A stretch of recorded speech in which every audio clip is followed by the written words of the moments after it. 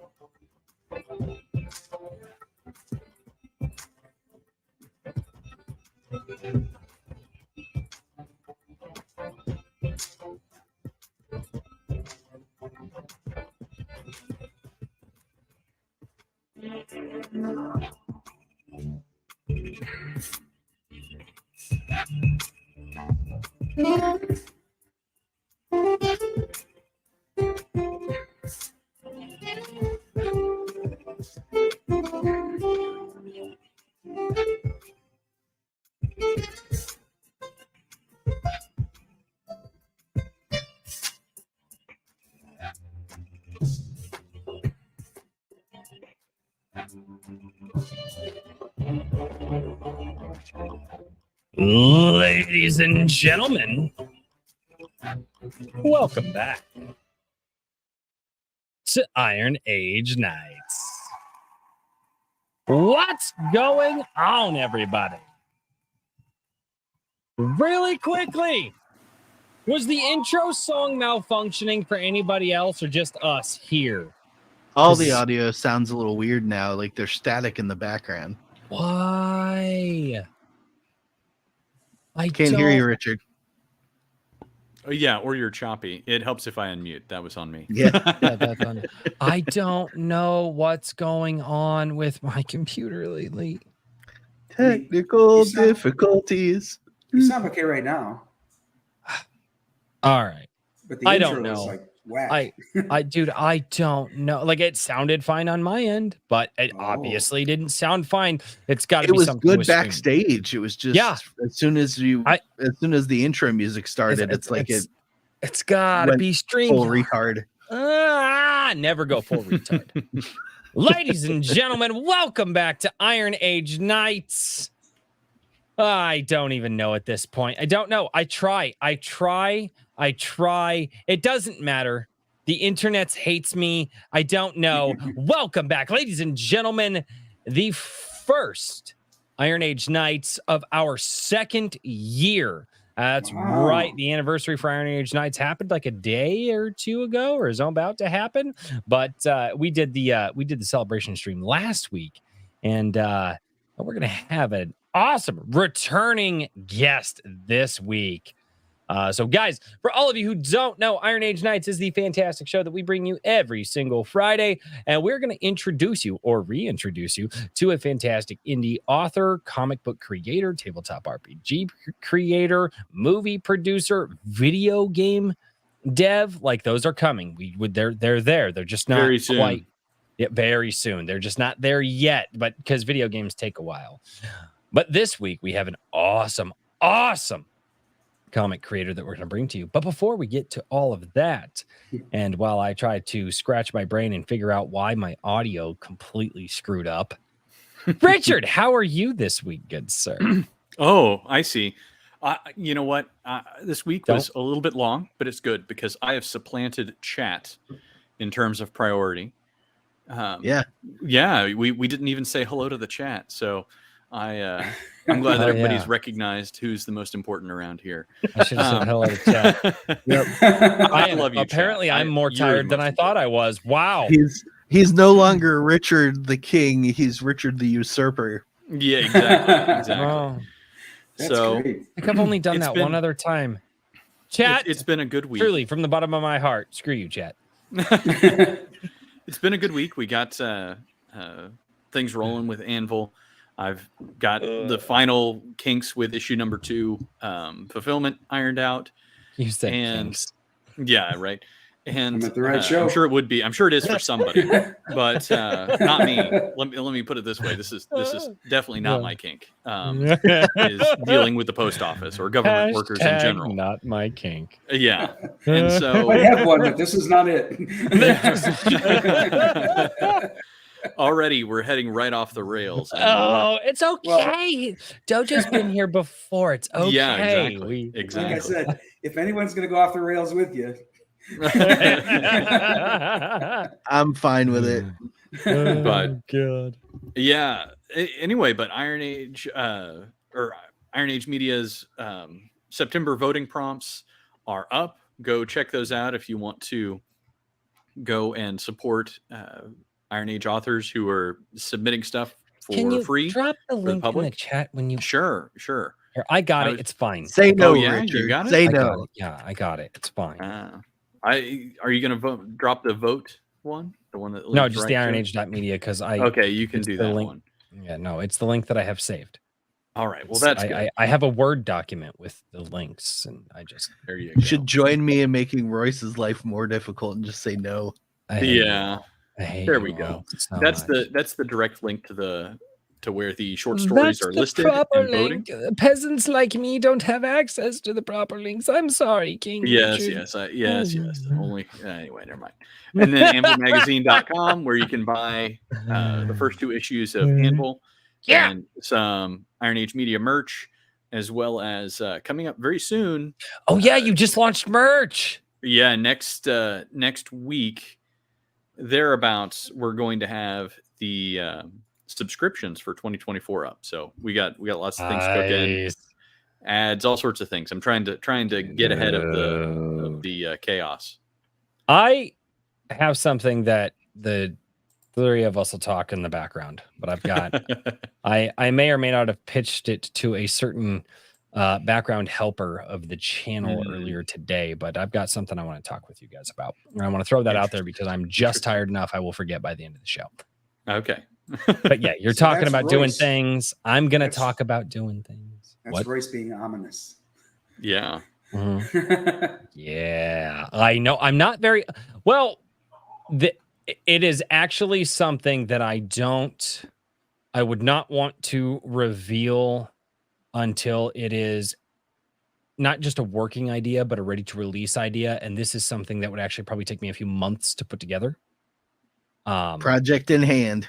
And it is, yeah, it's just something that I don't know. It's something born out of my frustration, and I need to figure out how it all works together. But yeah, so this would be something like if I started on it today, getting the input from other people who know how to work these things better than me, at earliest, it probably wouldn't launch until next year. Now next year obviously could be in January. It could be in, but it's just, this isn't something that I'm going to say openly. I'm going to keep it close to the chest. But yeah, unlike when you're just really antagonizing chat today, aren't you? Yep. Yeah. Whip them up. Well, into a so there's all these things that we can't talk about. We're going to ignore you. So this is what I tell you. This is what I like to call giving chat blue balls. And I love you, Chad. I care about you. No, you don't. God. All according to my plan. No, you can stop. Maybe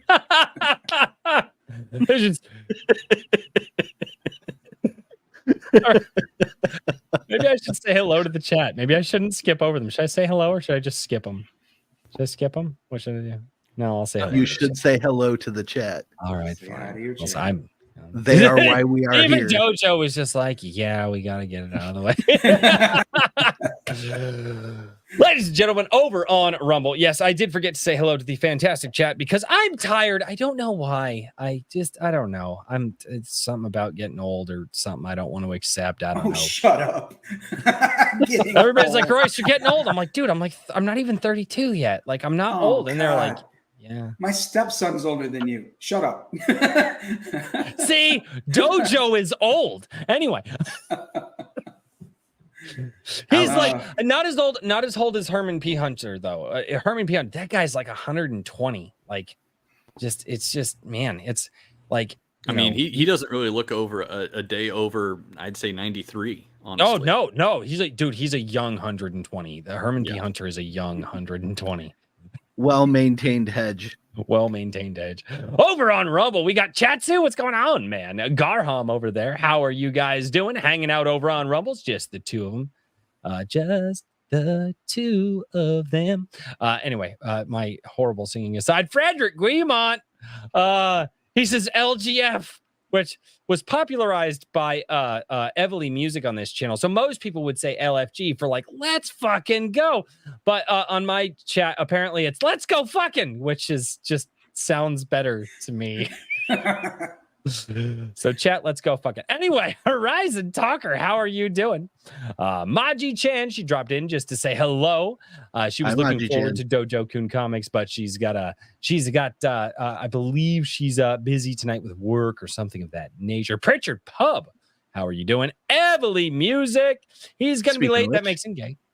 Yeah, speaking of which, AS Bruner, how's it going, man? John Peter Presson, not even no, brain's not working. John Peter Preston, how are you doing? I'm not gonna words, brain. I'm curious. It's not happening in my head. Swift Sword Rush, what's going on, man? James Craig, we are no longer bros. James Craig, we are no longer bros. You broke the bro code. We're no longer bros. I'm mad at him. I have to fight him on Twitter now because I'm mad at him. Garham. He's double dipping. What's going on, man? Chris M, how are you doing? Ted Cage, what's going on, man? Oh, Jamie Harbert. That is a name that I am not familiar with. Hello, Jamie Harbert. TJ Marquis, how are you doing? Oxen W, what's going on? Ram, what's going on? Ram, how are you doing? Garfield's Bizarre Adventure, a member for 1 month on the YouTube channel, says, looking forward to this stream with a member chat. Thank you so much. Yeah, dude. No, I've been looking forward to this for a while. I love Dojo. Love the hell out of it.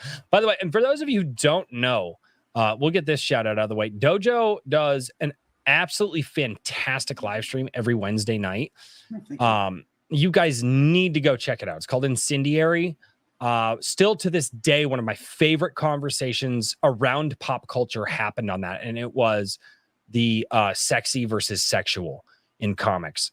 What I've listened. Dojo, I don't know why that particular stream spoke to me the way that it did, but it just because I've listened to a bunch of the other conversational topics that you've had, but that one there is just still peak in my mind. That was an unbelievable conversation. And for anybody who wants to get into your channel, I like, because it's my favorite conversation I've heard you had with the crew.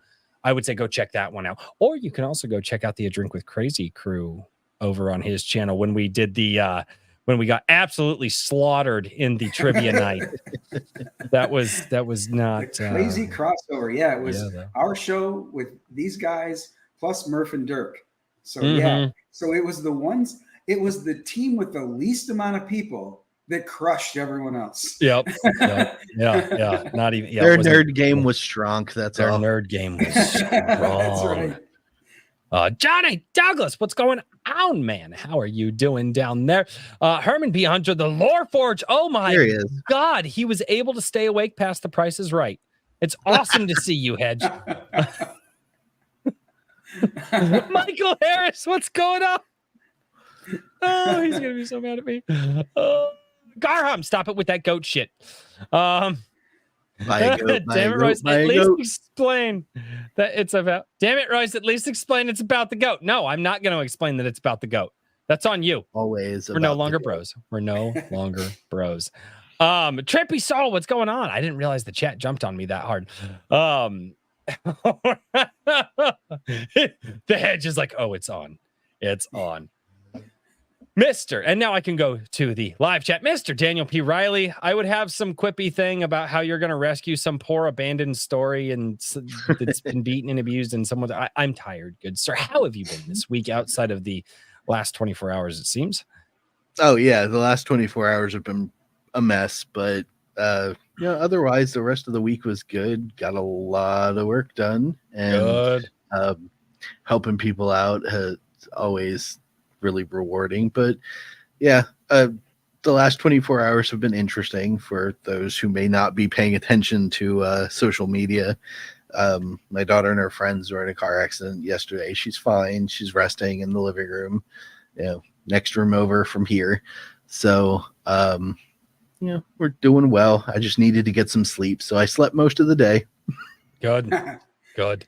Michael Harris, we are no longer bros. Uh-oh. No are you just breaking up with everybody who goes on the GOAT platform? Yes. Okay. That's one at a time, breaking up with the chat. It'll happen. It'll happen. I'm no longer bros. We're just not bros anymore. Sir Ubisoft, how are you doing, man? It's good to see you. All right, ladies and gentlemen, it is time to welcome back our guest. No, you supported it. No, you supported it, James. I have it on the live stream. You laughed and said you can't just get one, you have to get two. And so that was the point. You've got to monetize your fight. Yep. Yes. I am now fighting with James Craig. I'm going to monetize him. I don't know. And Michael Harris, apparently. Yeah, Michael Harris. He's like, just remember, you were born in the year of the goat. Fuck you, Michael Harris. Take your beef to Twitter or Twix.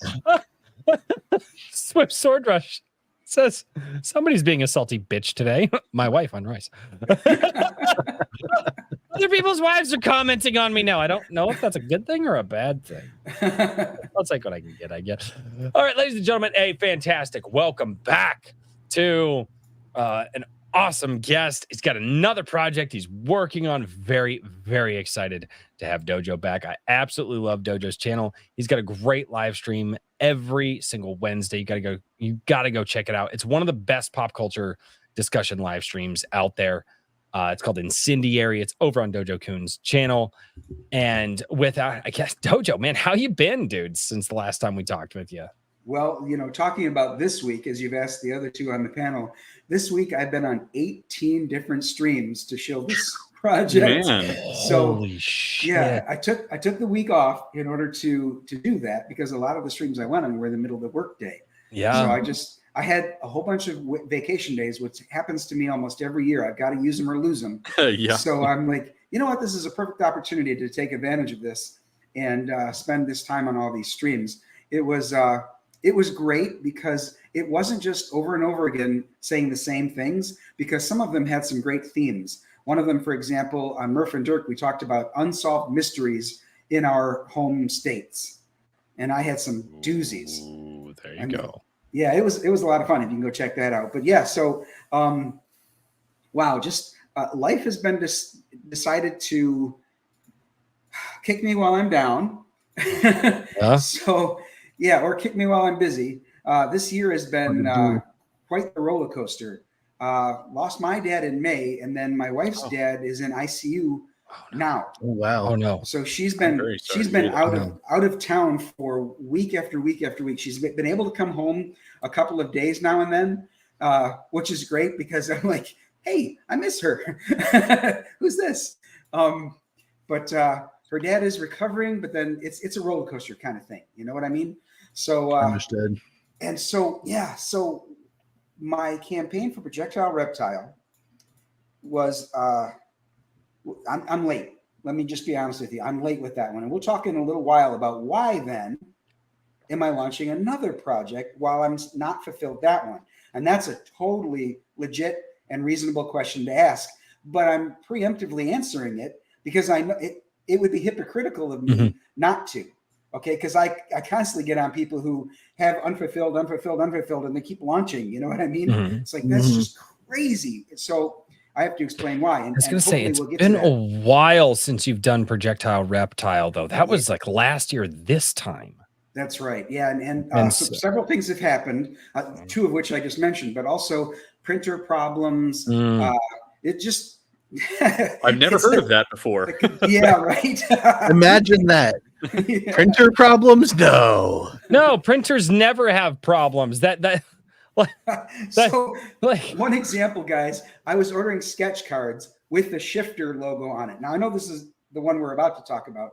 But I ordered the sketch cards with the Shifter logo, and I was going to send them out to some artists to put some sketch cards on the project. So this printer happens to be fairly local. It's close to where I work, but not where I live. I work about 2.5 hours away. Right. So I'm there. I go to the printer. They printed the logo on the wrong side of the sketch card.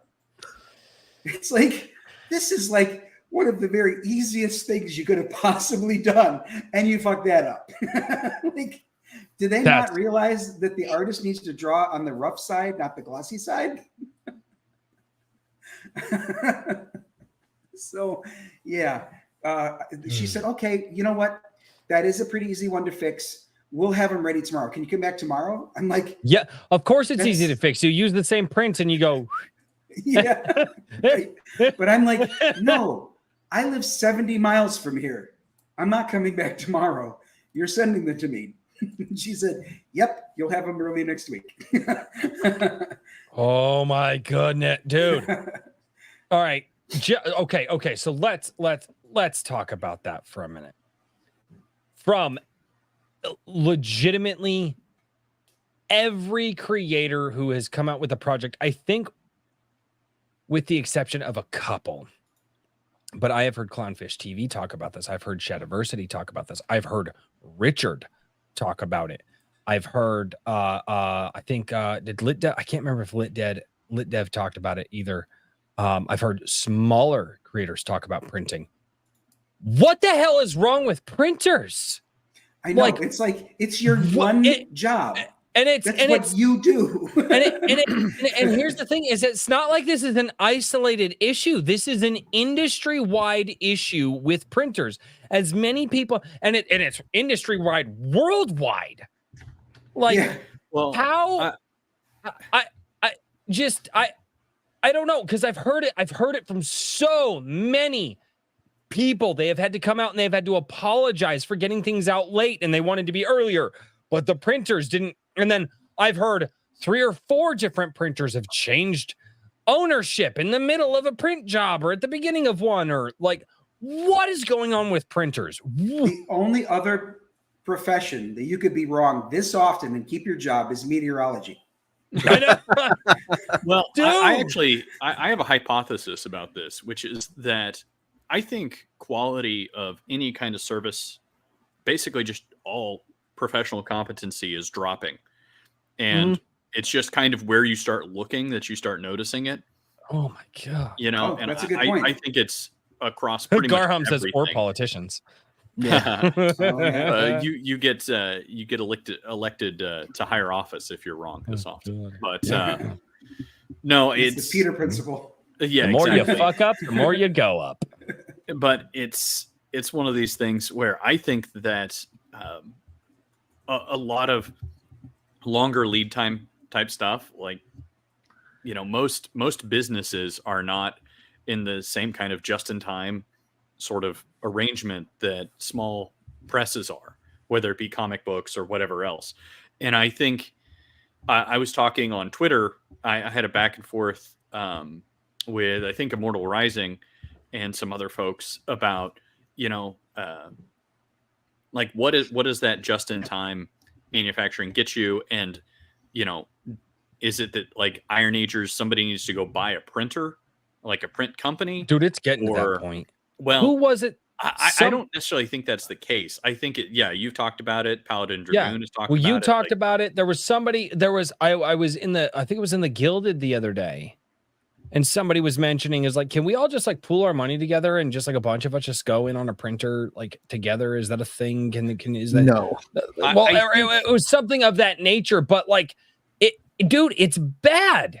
It's like I just think that now the labor market, the low cost labor market, you know what I mean? Like minimum wage labor is very difficult to find anybody who's even remotely good.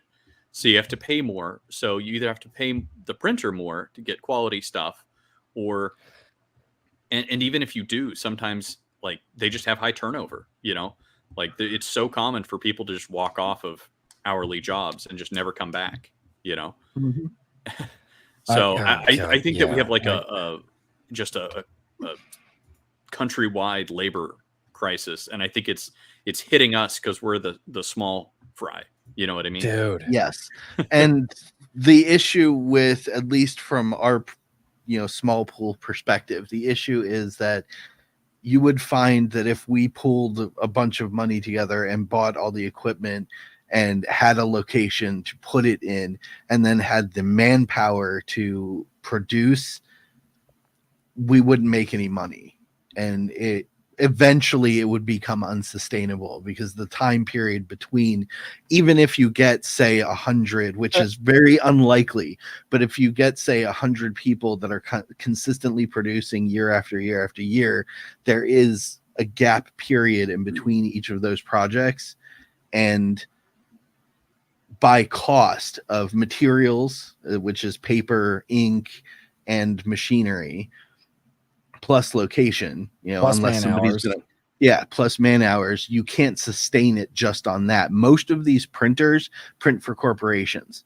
They don't print for fiction. They don't print for comic books. They'll take the job because they want the money, but everything that they have is coded for a very specific thing. The machines, they have settings, and in order to switch from putting out, say, a handbook to doing a comic book on a specific type of paper, which means a specific setting for how it's printed on that paper, and it's shifting everything around. The idiot that's running the machine for them, that they're paying minimum wage, doesn't know how to do that.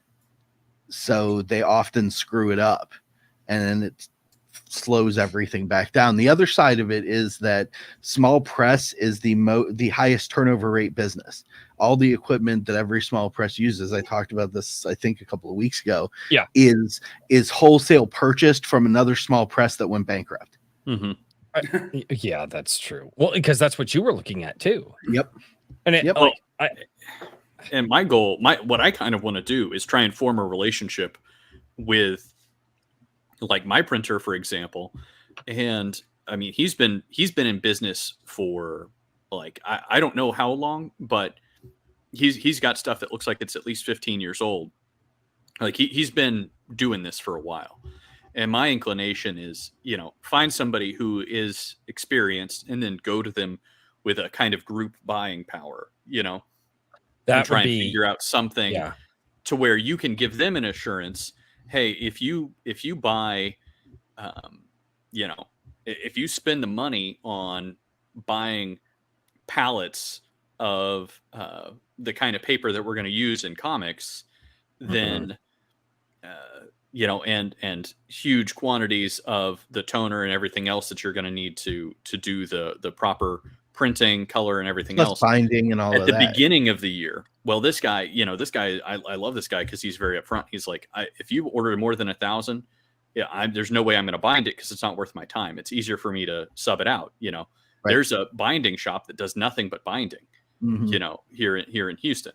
Big bulk, that makes sense. Everybody who's big goes to those people because they've been doing it for 50 years and they have the ancient huge machines. And who would fucking think about that? Hey, I want my book. It's all this little stuff. So that's what I'm saying. This is like printing is different than binding, and got completely off topic here. I feel sorry. We were talking about what's going on with the printing world. This is not off topic, sir. This is not off topic, sir. Yeah, the one thing that I did look at, Dojo came out and was like, hey, why isn't projectile reptile fulfilled yet? And he's like, there's some issues. Part of it was the printing, and you know what? We've got to talk about this and shed light on them, because maybe there's a printer that pops by and they're like, oh, these guys are seeing the problem. I don't want to be part of the problem. And maybe that guy out there who just happens to pop by this channel, or maybe somebody who already watches this channel is a friend with a printer, who knows, and they can, hey, there are people noticing the problem in your industry, and then they can kind of point that out. And then maybe this conversation inspires the course correction with somebody, right? Yeah. What else I don't think it's feasible. What's up, Dojo? I think what else it could do too, for whoever's watching the stream, whether live or on the replay, it'll help perhaps get the word out that when these small creators complain about the printers, number one, it's not just a shadow or faux excuse, but also two, that there's something to this. And I don't just mean they're telling the truth about it, but there are reasons that these printers are facing these delays. You know, what Richard and Daniel just explained may not be common knowledge. And I think that this kind of conversation really helps. True. Well, I have heard two creators in the last year that I pay attention to, and I obviously can't pay attention to everyone. By the way, guys, I'm dropping the link for Dojo's project down in the chat over on Fund My Comic, and we will get to that, I promise. But I've heard two people who have had issues with printers and get to the point where they were considering legal action. Wow. Like, no, I've made the deal. I've paid you for the product. I want my books because my backers want my books. Yeah. And here's the thing. The creators that I'm specifically thinking of were a larger creator and a smaller creator, right? Like, so smaller as in and around my size, and then larger as in hundreds of thousands of subscribers on YouTube. And when you hear one person say they had a problem, you're like, okay, well, that's isolated. When you hear many people start talking about it, and a couple of those people getting to the point of frustration where they're like, here's the deal, you will get this completed or my lawyers will get involved. There's an issue with the industry in and of itself. And I don't, do we know any printers? Can we get somebody on? Can we, is that even a thing? Can anybody reach out to anybody who runs, I guess, a successful printing company who would not mind coming on and talking with us about what the absolute hell is going on with the printing industry? That's a great idea. I'm going to think of steal that. Maybe. He's like, where's the incendiary? Incendiaries. No, I'm serious. Does anybody know anybody who would be willing to come on, who's a successful printer, who they've seen the ups and downs of the industries, and who can tell us what the hell is going on right now with this stuff? Because it has been in the back of my mind. Like, I do trust a lot of the creators who've come to my channel, who've asked me to back their books, who've reached out to me privately. Hey, dude, I really like, I if you can back the book, it'd be wonderful. Like, I'd love a review from you. And I'm like, sweet, awesome, I'll back the book. And in the back of my head, I'm like, will the printer be able to work with them? Because some of these guys are already on a tight budget. It's not like money is infinite. We're talking about creators our size, and they're working on their first book. And I'm thinking in the back of my head, okay, I backed this project, I might never get it. And not thinking that it's going to be the creator's issue, but thinking it's going to be the printer's issue. Kat Rocha down in the chat, she's talking about a bunch of problems that she's had with printers as well. Like, this is a big thing. Uh-oh, you guys got quiet. Damn it, we can't have 6 seconds of quiet. Hey, chat, what do you guys think? No, but it's a big thing. It's a big thing. It's something that the wider world needs to understand about the crowdfunding world, about the about the distribution world as a whole. I mean, everybody can go to Amazon and click, but Amazon, obviously nobody is going to screw up an Amazon contract, right? So if your book is on Amazon, it's going to get printed, it's going to get out, and people will have that book within, the next week, right? But a small creator who's like, hey, I've got this bulk order, I need to get it out. It's like that's not a big contract to them. That's not.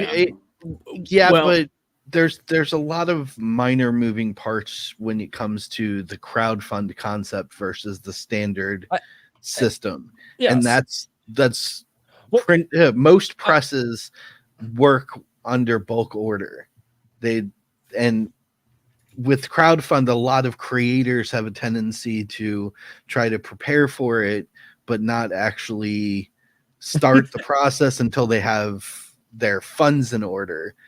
Whereas the original version,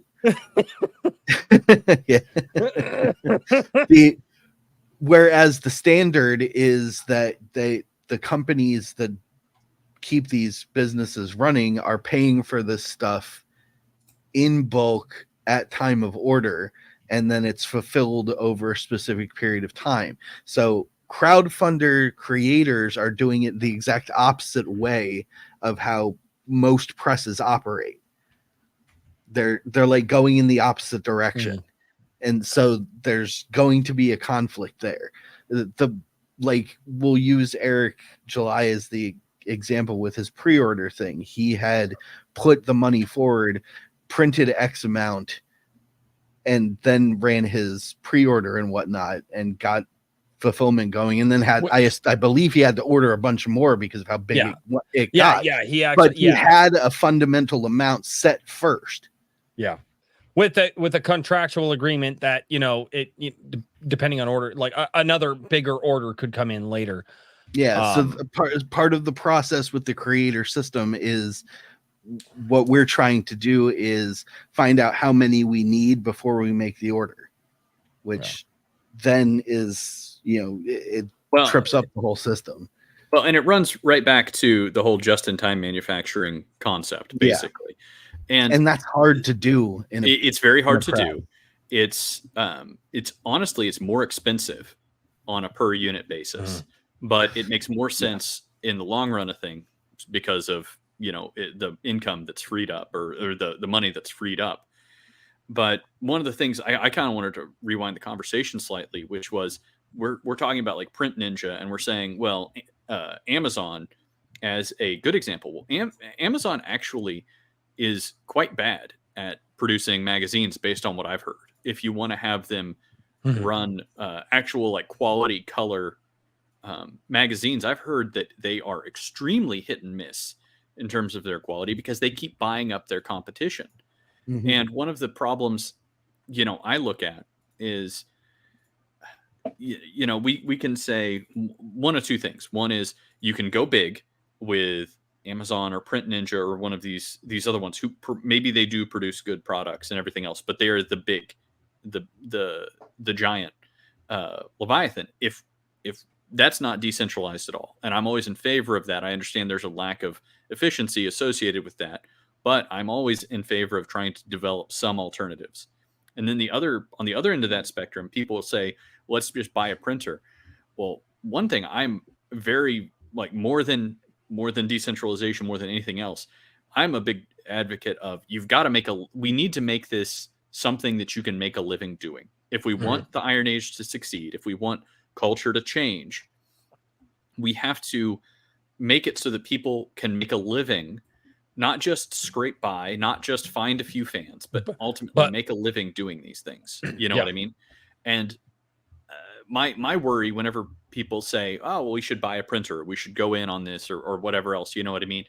It's like the assumption then becomes you need to give everybody a decent rate. And it's like, no, at the end of the day, you're obligated to put, you know, bread on your table, you know? Yeah. And I think that there is a synergy to be found between those two. Obviously, there is always room for smaller competitors to be much more efficient than big ones. But you also got to make sure that you're accounting for at the end of the day, you're going to be paying people money and they're going to be making money off of you. And you should want that to be, you know what I mean? Like you should not want the people you work with to go broke because they're giving you such a good deal, you know? Correct. So it's the whole thing is just, it's like chicken and the egg problem right now. But I think, I don't know. I think as things move forward, hopefully there'll be some discussion about like, yeah, I don't know. Hopefully some good printers will kind of bubble up to the surface. I'm hoping that I'm working with one right now. Uh-oh, guys, we are scaring our chat away. Matter of time. No, we're not scaring them away. Look at your super chats. I am seeing the super chat. They're hungry. They're going to go cook up some steak. I know. Well, that's good use of time. No, but this is a large conversation that needs to be had, and I don't think we're gonna solve it tonight, but no. It's, you know, we got to do something. We've got to do something, but we could steer away from that conversation, but I wanted to have it because I've been hearing so many problems about it. So many problems with the printing issues. And honestly, it's a good conversation to have. But what's a better conversation to have? Dojo, you're working on a new book. Yes. And I think you'll be particularly happy about this one, Royce, because this is an all ages book. Yes. Dojo heard the call. Yeah, that's right. So let me tell you a bit about how this came to be. This is an exclusive license with an award-winning novelist. So I'm excited about that just right out the gate, okay? Nice. She wrote a trilogy of books that she called the Healing Wars, which right there, the name alone is kind of like, what the hell does Healing Wars mean? Like, that sounds contradictory. It's because some of the characters in the story have an innate ability to heal people and transfer their pain into a blue metal. Those blue metal pieces can be then fashioned into weapons, and those weapons deliver their normal amount of damage and pain, plus all of the pain that was stored in the metal.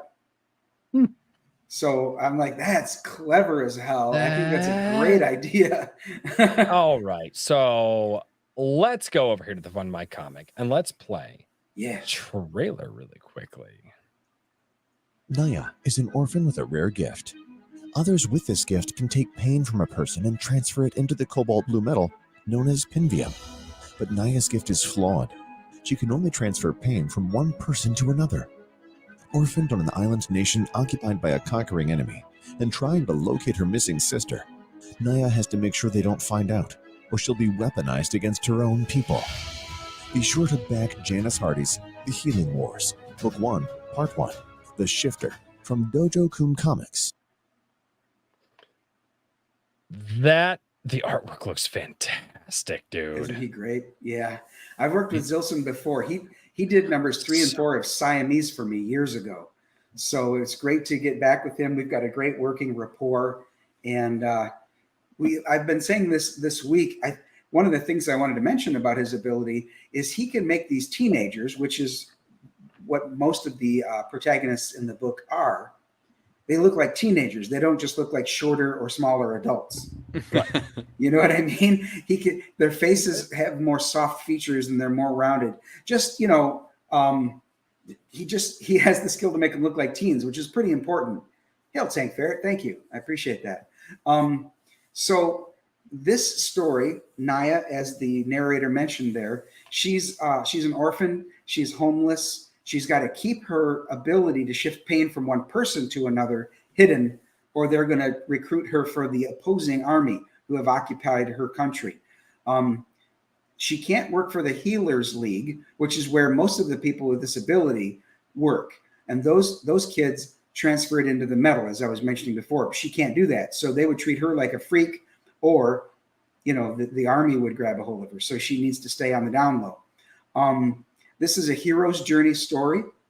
She, is very meager beginnings, like I said, and a lot like the Hunger Games or Divergent, she steps up because somebody has to do something. And then she looks around and says, I guess that's me. I love that attitude, though.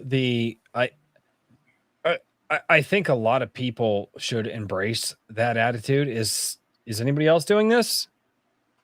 Okay, I guess I'll do it. But that's really where the most innovation and the most inspiring things happen, is when somebody looks around and goes, anybody else going to do it? Nope. Oh, okay, I guess I'm going to do it. If I'm going to be the only one to ask the question, I might as well be the one to answer it. That's great. I love stories like that. So this came to be in a very coincidental, or maybe it's divine intervention. I don't know, guys. It's up to you. But here's what happened. My wife, Deanna, read the novels.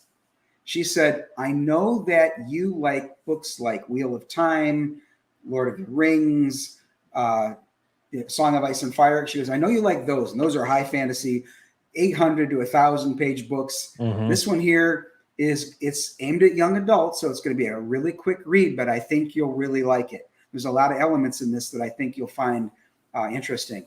So she said, give it a chance. If you don't like the first one, I'm not suggesting you have to read the other two. Well, I finished all 3 within a week. Wow. I really loved the novels. Wow. Yes.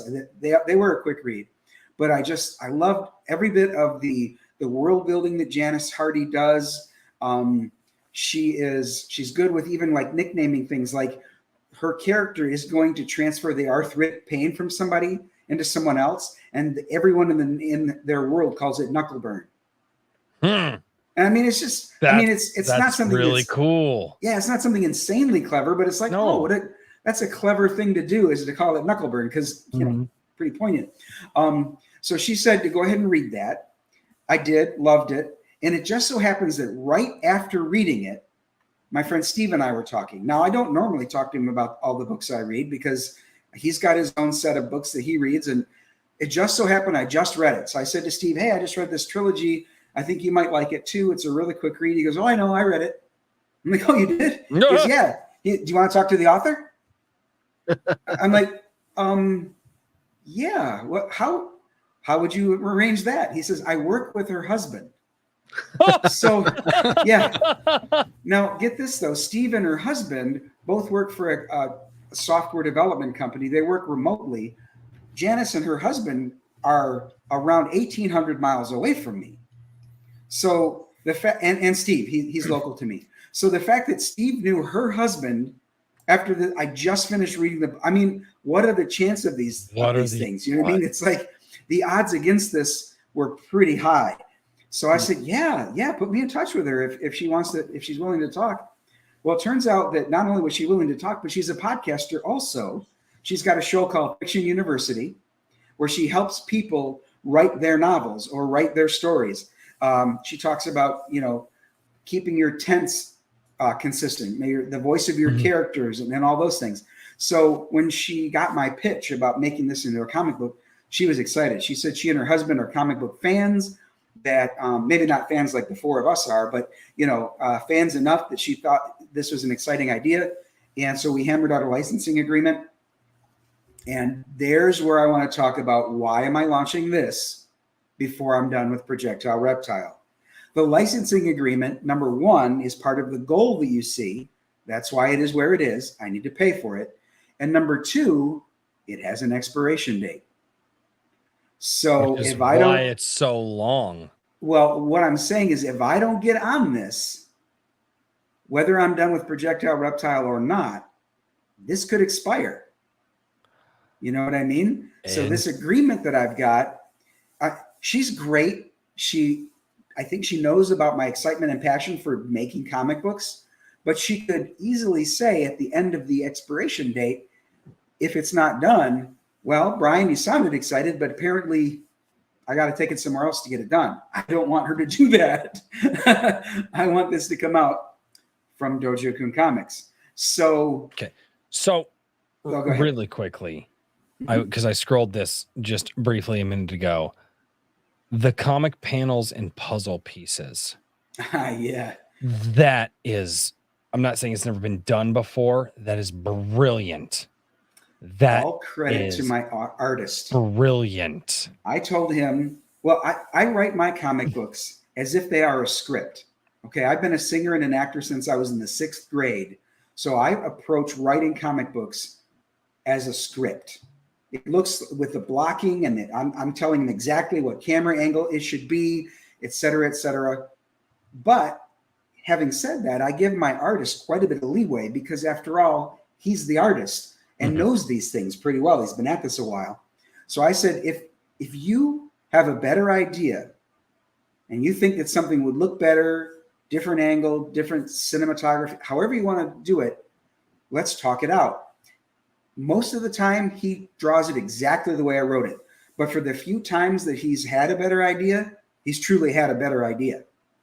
And when he shows it to me, I'm like, oh, damn, that's better than what I wrote. Yeah, go with that. So we've got a great rapport, and he does a great job. And those puzzle pieces, like you said, I had just said that she needs to go from merchant to merchant. She's looking for work. Right.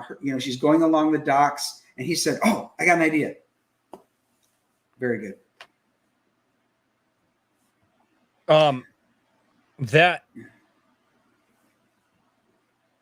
I'm already sold on picking up these books. They're short read. I again, something I want to pick up, put in the hands of my kids. Young adult, my oldest daughter could probably handle this more. Well, I mean, my kids can handle things that are much beyond their years, but that's just, I'm either a bad father or I'm a good one. Don't know which one yet. We'll find out here.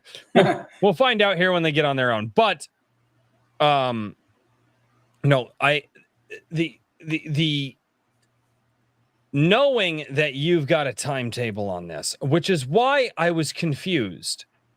357 days to go out of $5,000.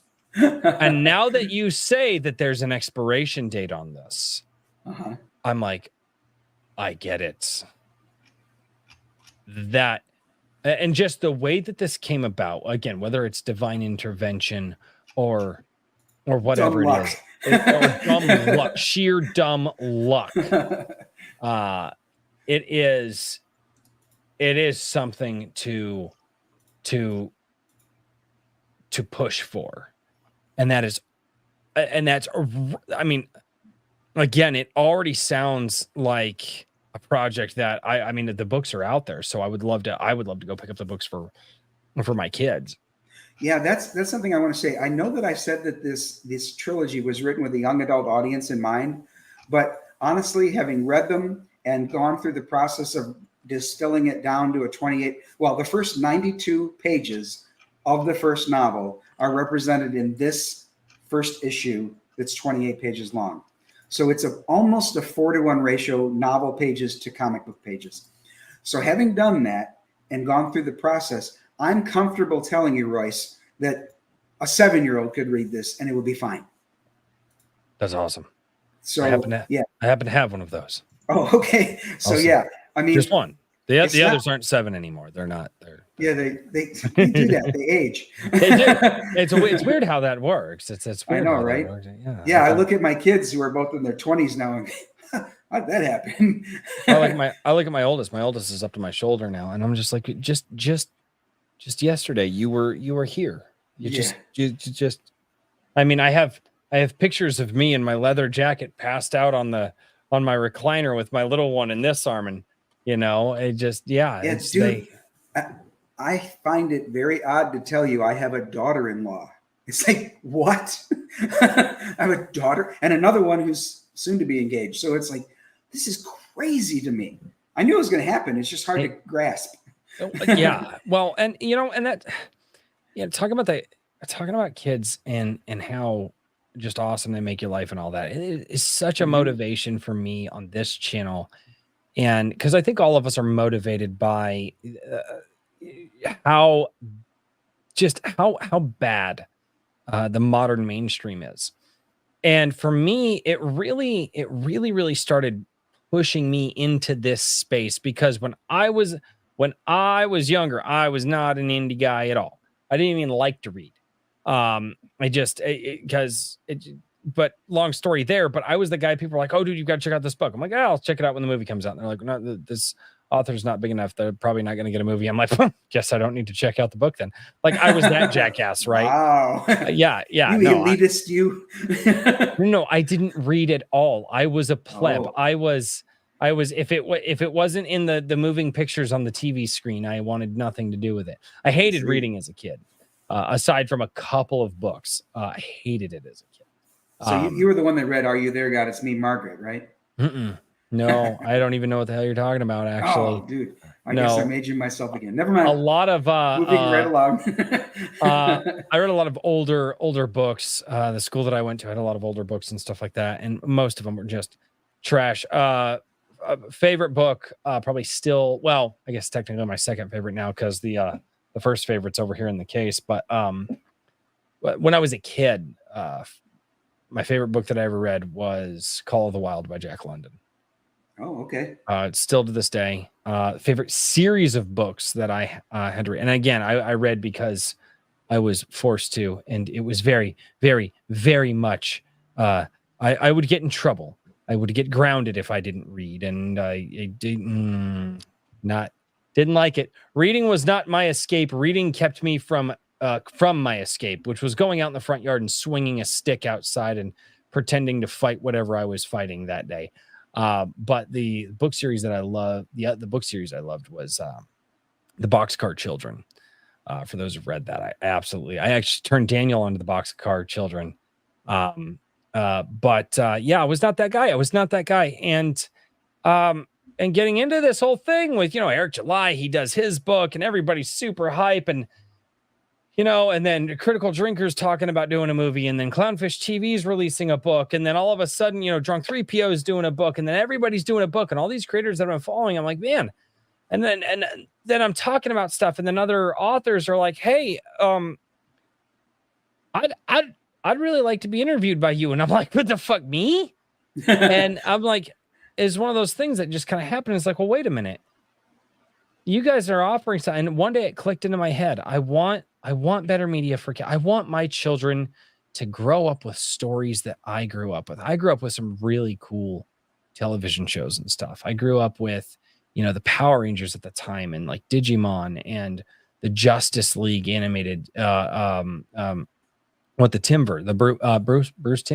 God, he's got two first names. You guys know who I'm talking about. Bruce Tim. Yeah, Bruce Tim. He's got two first names. I hate that so much, but I grew up with Billy that Joel. universe. Billy Joel. Right. Right. Right. But it hit me one day talking about, as we were talking about the kids, I was like, I want my children to have as many good characters as I had. I'm not seeing that in the mainstream. And as a dad, I've always said, well, as a dad, I don't want my kids to not see me read. I want my kids to see me read. And whenever you put that out there, God was like, hey, you want to read? I'm like, yeah, no, that'd be great. It's like, awesome. You're going to interview authors for as long as I tell you to. And I'm like, what, God? And he's like, don't question me. Oh, all right, I'll start interviewing authors. And that's just kind of how it ended up. But it really, people go, why? Oh, you talk about the kids. Yeah, it's a huge motivation. And it doesn't matter if your kids are a day old or if your kids are, 100 years old. If you've got something that when you look at them and you go, they're the reason.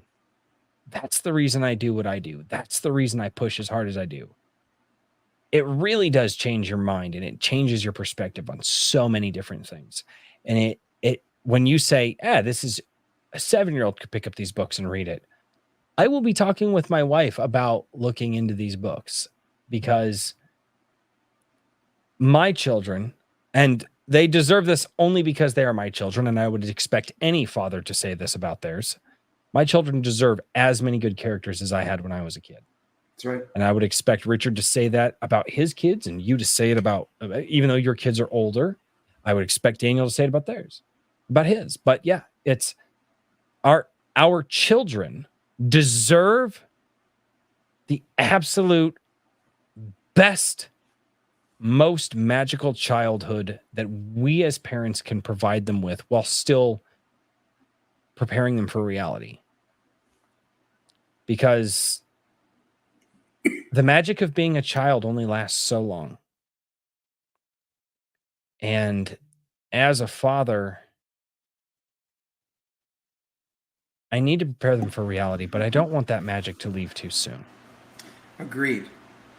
So Dojo Kun Comics has some adult labeled books. This is for mature audiences. Yes. It didn't go heavy that way, though. One of the books, for example, has one panel of nudity.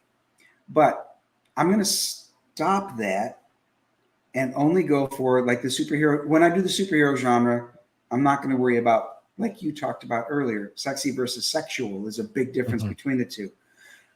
Having said that, and I do agree that there is a time and place for the TNA books. I know that there are customers out there who that appeals to, and some of those can be made with irreverence and fun, and that's fine. Well, it's like the AR-13L. Did you see the AR-13L project? The Little Mermaid? Yes. It's just fun. It's it's just fun. We've had the crew on. They're great. And there is a place for that. You're right. However, there's also a niche of young adult or all ages books that we can meet and still have fun and still make the stories interesting for literally all ages. These books are not just for kids. These books are written, the ones that Janice wrote are written such that adults enjoy them too. And the comic books are going to have the same quality that you would in any of those others. They're going to have the same level of skill as far as writing, if I can pat myself on the back, artist, coloring, lettering, all of that is going to be top notch. What do you think? This is your show? But I already did. So well, I guess I can't take it back. No, it's already recorded. Okay. I love that you get my humor that damn fast. Other people are like, wait, what? I've been around enough. There you go.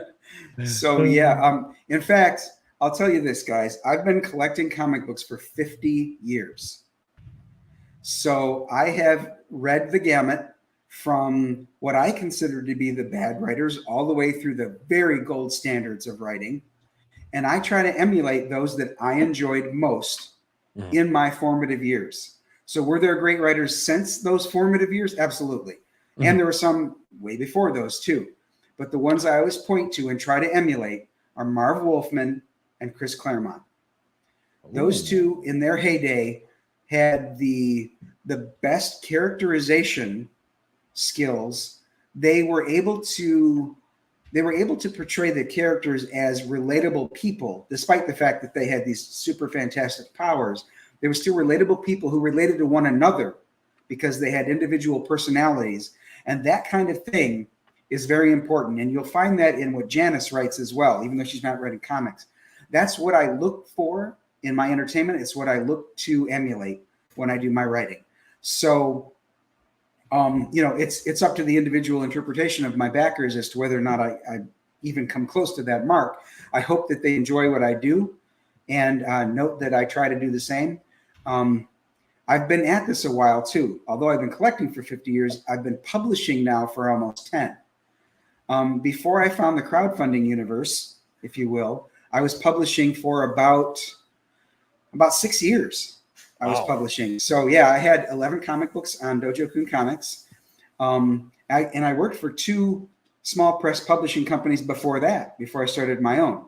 So having been at this then since 2010, roughly. So this is one of the first times that the book that I'm publishing isn't part of my connected superhero universe. This is, as I said earlier, a licensed project. So these characters exist outside of the Dojo Kun universe, but I'm absolutely proud to have this as under my banner and hope that the backers will see the value in this and help us get this made.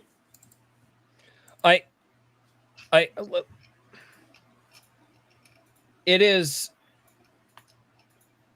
amazing to see people cross, genres from, like you say, the type of YA novel, and that has its own connotation to it. But to see that person interested in the comics, to see a book come to life and jump off the page. And I'm sorry, this artwork is unbelievable. That's why we're going to scroll through it again. And then to know that somebody who, 1, read the books, 2, liked them enough to want to talk to the author, and now you want to put the same care into this, I will call it the translation of the book, right? Because comics is just a translation in a different medium. Right. But you want to put as much care into the translation of the book as the original printing of it.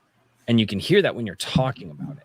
You can hear in your voice the justice and honor that you want to do to this story that you were introduced to.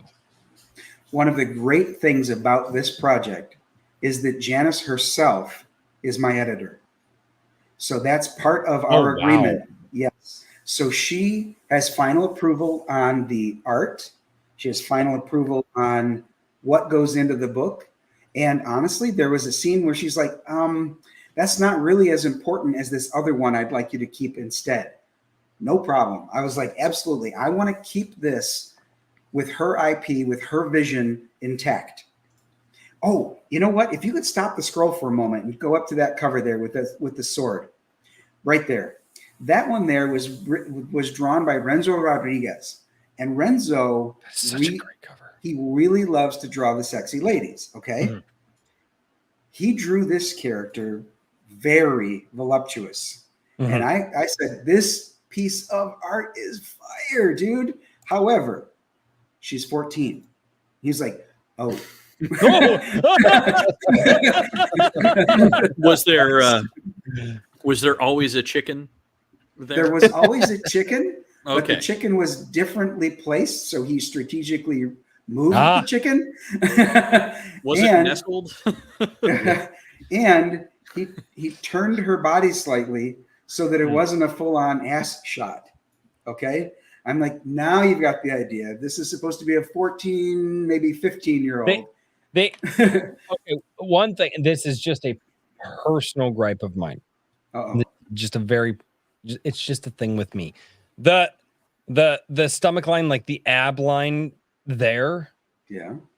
That's not my thing. Who was I talking? I was talking with the Lord Otter this last week, and we were talking about like the Frazetta girls and how Frazetta girls were drawn. And they were women, but they were, full-figured women, and they didn't like that ab line there with the muscular. I don't know. That always throws me off. No abs for Royce. I would say if you scroll up a bit, there is the cinematic cover that looks like a movie poster. This looks really good. No abs can be seen. No. It's just that's just an art thing with me. That's just how I am. It's just it's, I don't know. I've always viewed it like that. I don't know. I'm just me. But you are entitled to your thing. Absolutely. Well, everybody's entitled to. Well, I don't know. Maybe nobody's entitled to the thing. Who knows? But regardless, here he did a really good job adjusting from what you said the original cover was, which was yes, he did. Because I could, with a creative imagination, one could understand. Well, he turned the legs, he moved the chicken, like I mean, right. And but this here, I mean, taking in the rest of it, the detail of the sword, the detail of the pant leg here, the way that the stars and the moonlight work, and what looks to be constellations in the night sky. Right. I mean, the fence in the background, the detailing here. And what's so great is that the detailing of the trees, they're trees. Yeah, there's a fence. But all of a sudden you scroll up into the night sky, it gets a lot more detailed, a lot more accentuated there. That stuff there catches my eye more so than the foreground picture, because in my head I've seen a lot of artwork, not as much as you, and not as much as a lot of people here. But I've seen a lot more in the last year than I'm used to seeing. And one of the things that always makes you go, oh, the foreground image is really good. Why? And it usually is the background. Usually. Okay. And so when I say, look at the constellations in the background, look at how the detail of the constellations, then back to the trees, then the fence, it's not so there. Like, you get a very, and then you have more detail here and how the background surrounds. It's just, I like that. I like when people, and then obviously the coloration differences. That's what makes the foreground pop to me. And that's what this artist, in my mind, did so very, very well. Like, this is, you said Costa? Is that who you said it was? The cover artist on this version is Renzo Rodriguez. I'm sorry. And the colorist on this cover is Josh Rodriguez. Oh. No relation. Oh, but Josh will be the interior colorist on this whole book. So that's where we're seeing this artwork here. Yeah. So if you appreciate the colors, then that's Josh's work there. And he's very good at setting moods and tones. And when things need to be the focal point in a panel, I think he does a great job doing that. Yeah, he does a very, very good job. Now, the interior artist is Zilson Costa. And what he does, if you'll stop right there, what's interesting about these pages, or these panels, I mean, in the one in the bottom middle where the two girls are hopping down off the wall, the faces aren't super detailed and all that, and they don't need to be because they're off in the distance. But in the upper right panel, his ability to draw, number one, like I said, the fact that they look like teenagers, and number two, their facial expressions captured exactly what's going on very well. He's so good at expressions that, when you say a picture a picture tells 1,000 words, that's good because we got a couple novels to cover here, and I need the pictures to tell an awful lot of the story because I don't want this thing filled with exposition. In the top left here, I don't know if people can see it here. He still took the time to do expressions from a faraway shot. Like, you can still see expressiveness on the faces here of these two young ladies in a faraway shot. He's also good with body language, whereas one has her arms folded because she disagrees with what the other one's saying, and the other one's shoulders are slumped almost like in defeat. Yeah, chin, the face is down. Sitting very much in kind of a defeated. This is really, really good. So the time period that this is set in, guys, it's a fictional world, but the time period, if I had to compare it to like our own world, I would say this is like right at the end of medieval times, at the beginning of the Renaissance, like when the Renaissance was happening and the Knights Templar were sort of falling out of favor. That's about when this is happening. I'm interested to discover why our main character's clothing is radically different than everyone else's. And I know that is a detail that people are going to have to buy the book to find out. I was interested in that too. Yep. I caught that immediately. I was like, that's something that I would very, very much like to know. And I got to get those links down there, guys. This project looks really good. Raving Dad Gaming asks, why exactly is she holding a chicken? Not a bad question. Well, just needed to come up with a quick way to make her less. No. The chicken actually plays a part at the beginning of the story, and that's one of the things I did with these two covers. This one here that you're seeing on the left side there is like a cinematic movie poster. That's the look I was going for there. The other one that Renzo did, I specifically asked for a scene that's on the interior. It drives me nuts when there's a scene on the front of a comic book that appears nowhere in the book. You know what I mean? Unless it's cinematic or pinup style, I'm okay with that. But if there's a fighting scene or an action scene or whatever that doesn't most appear men are anywhere, okay with pinup style. What? Yeah. Well, yeah. 14. She's 14. I wasn't referring to this, but but if you scroll down a little bit, you'll see the first scene in the book. When I put the pages together, I decided I was going to show the first scene just as a sort of as a teaser. So that right there is page 1. So the chicken does play a part in the story. That's awesome. And now there's a chicken. The girl has the chicken. And now I think of a and game nobody is choking it. I'm just saying. No, I was gonna. No, good sir. I was gonna. No. I'm actually gonna go because my brain just went to a game that I used to play a lot when I was a kid, which was. There should be a goat. No, there should not be a fuck. Don't start that shit. They haven't said anything yet. Damn it! And look what you did. No, I was going to say just from a game that I saw when I was a kid. It was a Chicken Chaser. You ever played Fable: The Lost Chapters, or just the first Fable game? Anyway. So would you be all right with going over the tiers that are available? Yeah. I had some questions. I was going to try to do it, and then they started mentioning goats and. What's that, Richard? The $100 tier. You have a 3D printed sword, I think, right? I do. I was going to ask if you had it on you, but I assumed you did. So I don't know if we want to. If you want to embiggen me. Here, there we go. Embiggen. I stop using big words. My brain isn't. Whoop. What the? Whoa. I was trying to solo. Richard. All right, there we go. Okay.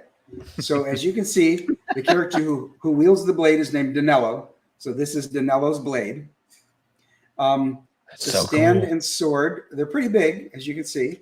The sword has awesome texture. If I put it real close to the camera, you can see the texture on the sword. That's awesome. And I love the red and black filament that my printer's using. I just the way it comes out, it looks a little imperfect, but it's shiny. I just love the way this thing looks. It looks like a dirty copper. He said, if you want, I can paint it. I'm like, no, I don't want you to paint it. This looks awesome.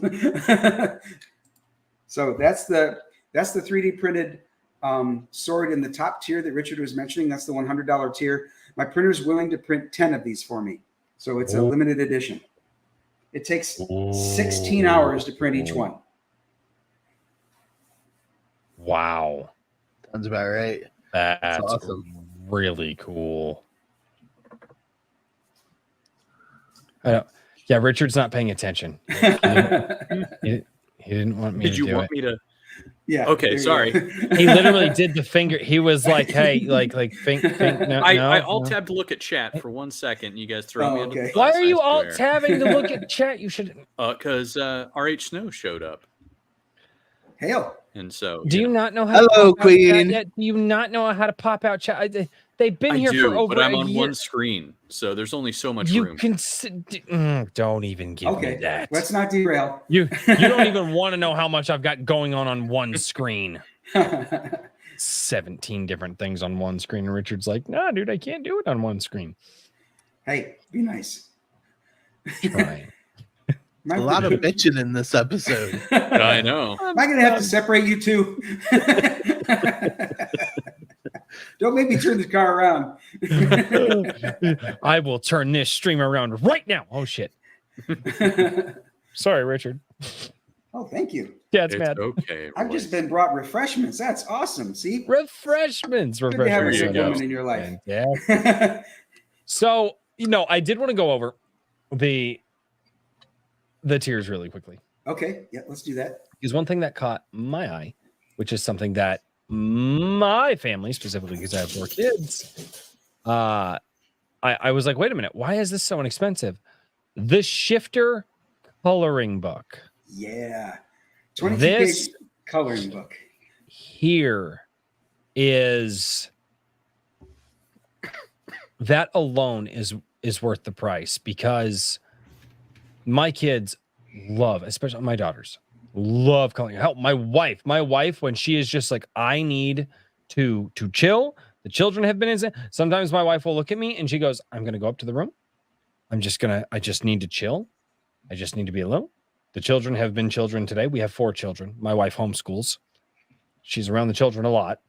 And she's like, I'm going to go up there. I'm going to lock the door. I'm just going to chill. My wife, she'll sometimes just get a coloring book just so she can just do something to just clear the mind. This right here is something I think everyone in my family would love. And then Mia, fantastic. So you're going to buy 5 of them? Cool. I'm going to talk with my wife about it. I still have 4 children. You have any idea how much 4 children eat? Deanna and I have 5 boys. Okay, so you are well aware. Yeah, apparently they eat as much as a village in Africa. It's ridiculous. I don't understand. Right. But after my wallet recovers from the monthly food bill, this is going to be on the radar. But let's go back here to the first.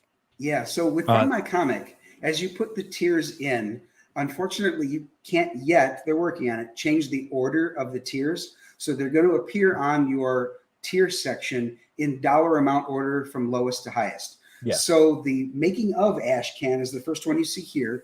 It's a 20-page book that has all of the original sketch of the character, then the inked sketch, and then the colored. So there's all of that there. There's the chibi characters are in this book. Oh, that's cool. Yeah. So this book here is fun. I always appreciate the making of, behind the scenes kinds of things. And like we were saying earlier, do what you loved when you were reading comics. The things that got your attention, the things that you love. So this is going to be the size of the 90s or late 80s, early 90s Ashcans, because I love those things too. Mm-hmm. So that's what this is. Like you mentioned, the next one is a $10 coloring book that features the same cover as the main book does. Mm-hmm. Next up is the main book. So this here is the comic book itself with the cover by Zilson Costa, recolored by Don Edwards. So the first version of this, the colors were too muddy and dark. There's a little bit of a dark tone to this, but Kiko, man. Yeah. He's preventing me from being racist. We'll get to those. Okay. So this cover was recolored by Don Edwards. Now, Don is fairly new to the indie circle, but doing a great job with a lot of different people helping their projects and launching his own book this month on the 25th. So watch for that on Bancroft's. He's going to do a book called God's Eye Omega Mission. So I'm kind of touting that because he worked on this project for me, and he's a good guy. May I? Very good guy. Can I briefly interject? Yeah. I was trying to figure out a clever way to be like, oh, Michael Bancroft had you on last week, but we're not good enough, so we have to get like the sloppy seconds. And I was like, no, that makes Dojo sound really bad. Like, that's not good. I was trying to figure out a clever way to be like, he launched on a much better channel than mine, and now he's worked his way through the good channels. Now he's slumming it down. I could not figure out how that was going to be that's promo about right, for this week. Boys. You should have fired that one off. Well, if I could have figured out a way to not make Dojo sound like a whore, I was going to do it, but my brain was not firing on all cylinders. He couldn't come up with it because maybe he is. I was going to say it wouldn't have stopped me, but I mean, 18 streams. Yeah, dude gets around. Dude gets around. Yeah. If I ever get invited on the show, have you met Dojo? Yeah, I've met. Oh, he's been here too. Yeah. Okay. Yeah. Now that he's spent all his energy on the better ones, he comes home to us lazy folk down here. Take your penicillin, kids. Take your to rest. Oh God! Crash on the couch for a couple of days. Tim Allen. So Royce is sloppy seconds and not Dojo. Yeah, that makes sense. That makes a lot of sense. That's how I should have said it. That's how I should have said it. Damn it! Why didn't I phrase it that way? That would have been really good marketing for this. I suck at marketing. Okay, sorry. I had to interject that because you mentioned that you were on Michael's show and like. Yeah. And here's the bad part. Last week, I knew you were going to be on Michael's show. Yeah. I knew you were going to be there. And I still sent him the invite to be on like Friday's show because I totally freaking spaced because I was so focused on like our 1 year show. Uh-huh. And I was like, wait a minute. He's like, oh no, dude. He's like, oh dude, I totally can't make it. He's like, I've got this other show going on. I was like, no, that's totally fine. And then like 2 days later, I was like, wait a minute.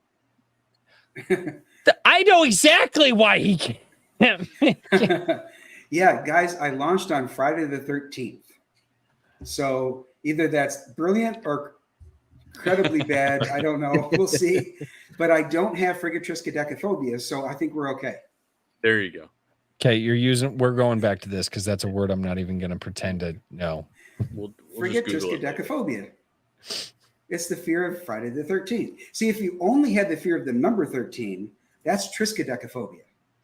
But because you're adding the fact that it's Friday the 13th, and Frigga is the Norse goddess of Fridays, it's frigatriskaidekaphobia.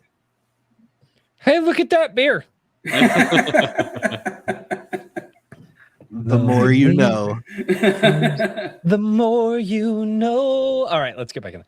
All right, so the next tier is the Renzo Rodriguez variant, the one that he cleverly changed for me. That's gone a little ways. That one's $18 because I got to pay Renzo. Still, though, I feel that since this is 28 pages, the $25 price point's a bit high. So I went down to $15 for the main book and just $18 for the Renzo variant. I think that's palatable to more people, I hope. Okay. And maybe this just comes from me not buying comics as a kid because I didn't. Mm-hmm. I think that most comics now are being criminally underpriced, potentially even in the indie space.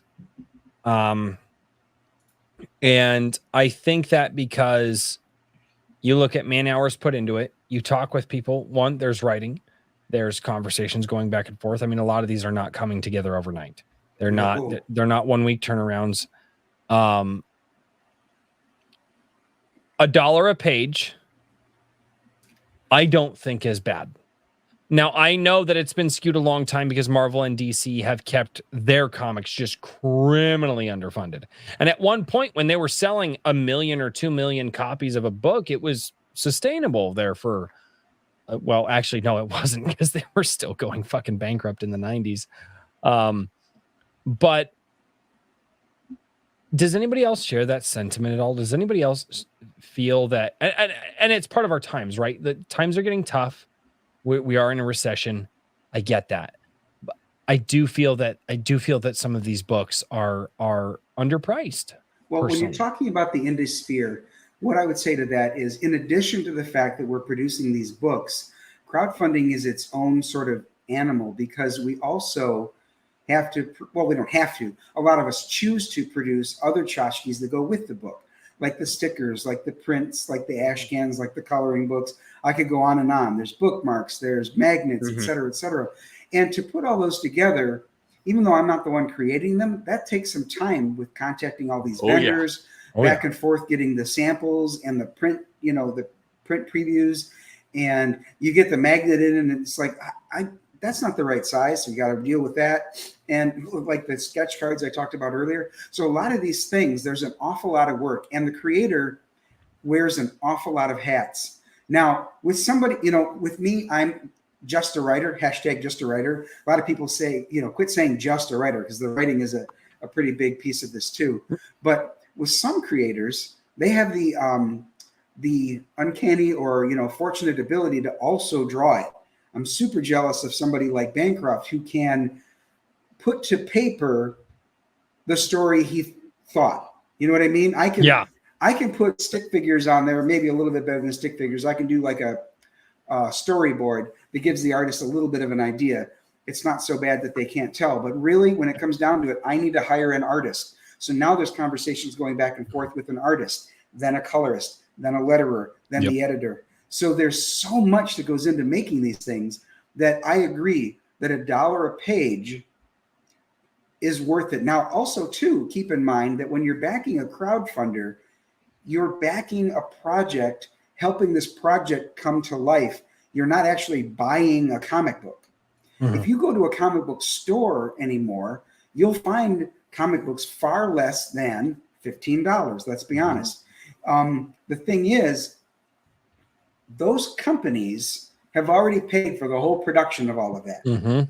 Okay. They also have licensing agreements with the people who make movies and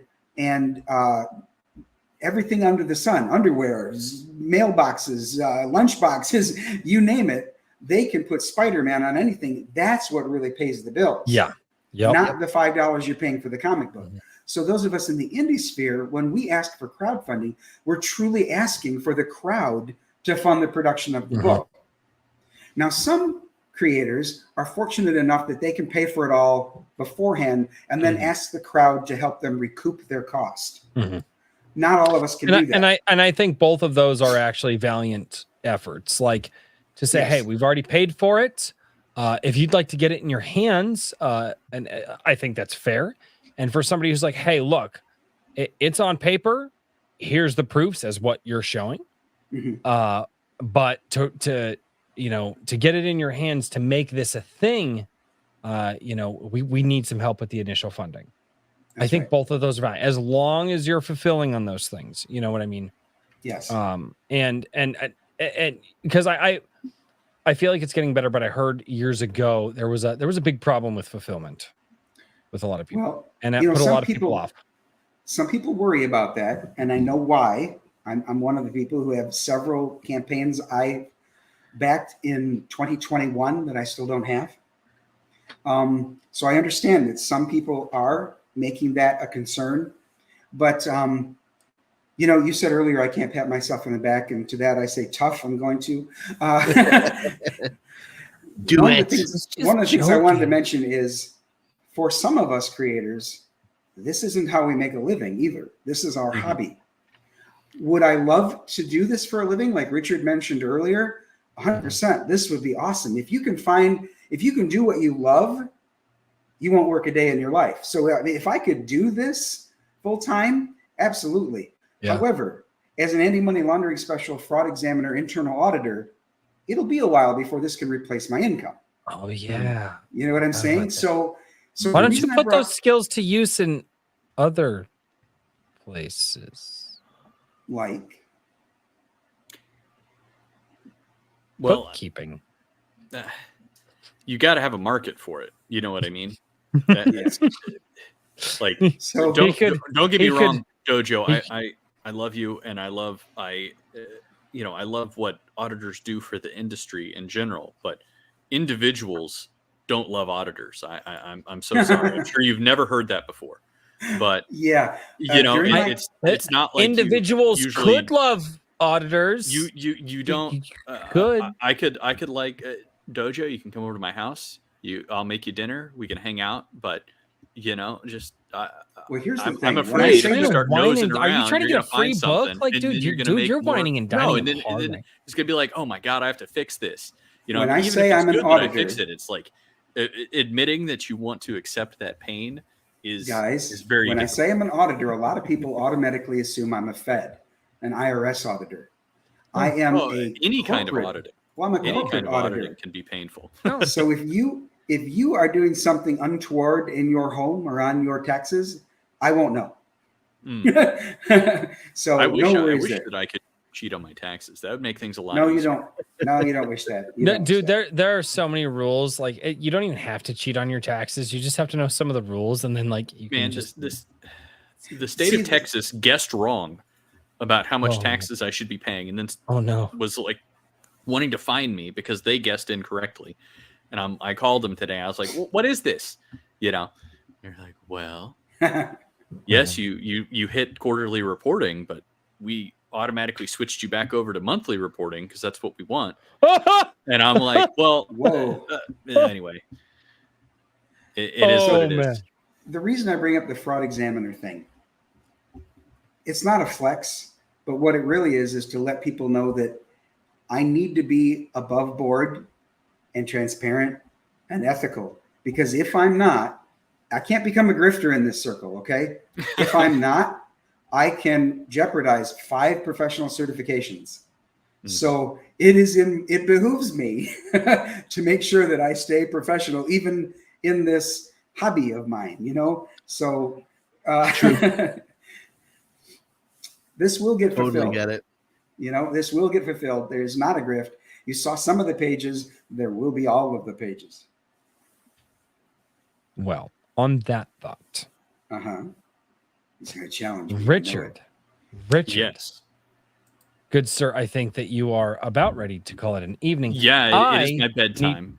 I need to take just a moment. So, Richard, I'll say bye because I'm going to go do the thing that hey, look at that beer. I'm going to go do the thing that you do when you have. He's now done with the beer that he's been consuming. Oh, no. Time to break the seal. Far from being done with the beer that I've been consuming. But you're done with the beer that you've already consumed. There you go. Yes, I'm going to. I'll be back, ladies and gentlemen. I gotta go to the bathroom. Richard, I'll see you later. Good night, Richard. Yeah, I was gonna say I'm gonna be peeling off. Thanks for coming by. I enjoyed talking to you, and good luck with your campaign. Thank you. We need to get an article about it up on Iron Age Media. I love that. It has been busy, so I've got it saved here in my list of things. Whenever you're ready, hit me up. Okay, I'll drop you a line with things. And everybody, thank you for joining me tonight. I will be streaming on Sunday on my YouTube channel, which I'm not going to link. You can figure it out yourself. And if you want to pick up Anvil or some Iron Age media merch, check out anvilmagazine.com. So thank you guys and have a good night. Excellent. Hail. Good night, Richard. Yeah, I am taking the route of making sure my first comic issue of G Sedai is completed before I start the campaign, because I've done one campaign for a book signing thing on Fund My Comic. So I want to establish that sort of rapport of it's here, it's done. Now it's just a matter of, support from the community to keep it going. So the proceeds would go to issue number 2. Excellent. And I kind of wanted to make the comic become self-sustaining from that point on, that those who want to have the comic book are supporting the next one coming out, as opposed to trying to recoup losses or something. Yeah. Right. A lot of people are taking that route. Yeah, I think it in some ways it feels, I mean, not to say that crowdfunding is disingenuous in any way, but in some ways it feels more earnest to say I've already put all the work in. Now I'm just putting it out there for you who may enjoy it to be part of keeping it going. Well, if you like it, you keep it going. It's like Rice said a little while ago, and that both of those are valid and reasonable takes on crowdfunding. Crowdfunding, I think, is going through a bit of I don't know if it's growing pains right now or what, but there's a lot changing, I think, in the crowdfunding realm. I've noticed that. Yeah, I think that I've heard more and more people are saying that, what if, and as somebody has said this to me, what if, Dojo, you didn't worry about all of those other magnets, bookmarks, etc., and just produce the book? Because there are plenty of people who only want the book. And you know what? I'll be honest with you. Sometimes I feel the same way. I get this box of stuff and I think that they look cool and I really have a great time opening it. But then what do I do with it? Mm-hmm. Because, where am I going to put stickers? Right. I mean, I have a couple on my laptop, but I don't want to make it look like a Pinto, with exactly stickers on it. So, and that's the other, that's like published, like print fulfillment was kind of the same thing. And I think there's a lot of parallels between the print fulfillment system that came out when independent publishing started with KDP and things like that, where there was an expectation of bulk order first. So you had to buy 100 copies. Yes. Instead of just doing print on demand, it was you had to purchase 100 copies and store them somewhere and send them out, or keep them in an Amazon warehouse to be instantly fulfilled. Crowdfund sort of has that same protocol, I guess. But back then it was okay, well, if I order 100 books, nobody buys them, then I have a giant box of books that just sits in my space and right. I can't get rid of them. Yeah, it's the same thing with all those, with the tchotchkes, the fun things that you add to it. It's like, okay, I could order 50 t-shirts to put up on a crowdfund as an add-on, but if nobody buys the t-shirts, I've got a box of 50 t-shirts that I got to figure out how to sell. I am actually a proponent of just put the fucking book out. Yeah, you want to do a couple of print, you want to do a couple of different covers, and maybe you get like a high level artist that really, really big name recognition, and it costs a little more to have him do a cover. Right. And you do a variant cover because, hey guys, I was able to lock down this artist. I'm okay with that. A different book, but just the book. I can't wrap my head around the idea of all of these different. I guess the only other thing that, and it's just for me, that I think I would be okay with in like the crowdfunder for like the bundle pack or whatever. I mean, so would be like a poster and a t-shirt, right? Mm-hmm. You hang up a poster in your house, in like your computer room or in your entertainment area. You have people over. Oh, hey, that's a really cool poster. Where'd you get, or a lot of people love wearing, t-shirts or and hats. Yeah. Stickers and a bunch of stuff like that. For a comic book specifically, because we're not going to like leaving, because we've talked to some tabletop creators and some card game creators, and they've got other things that kind of go along with that type of project, but I really am in the space of just release the book. Just give me the book. And I don't understand the I guess the crowd, part of the crowdfund, of like, well, so I was at, like, if I ever released a book, which it's not in the cards right now, and it's not something that I think about. I'm fully devoted to doing this promotion here. But the thought crossed my mind. It was like, well, if I did this, what would I do? Is like the book. And people are like, dude, well, like, what if you hit this tier? Like, you're gonna get the book. Well, what if you hit like what if you hit $20,000? You're gonna get the book.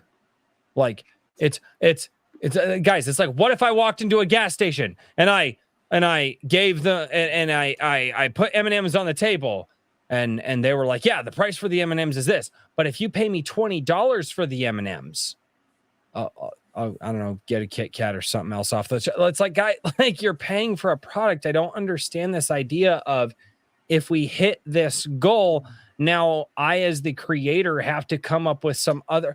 Can we not just, like, the signed book? I like the signed book. About stretch goals. He's talking about stretch goals. The idea of stretch goals is interaction with the supporters.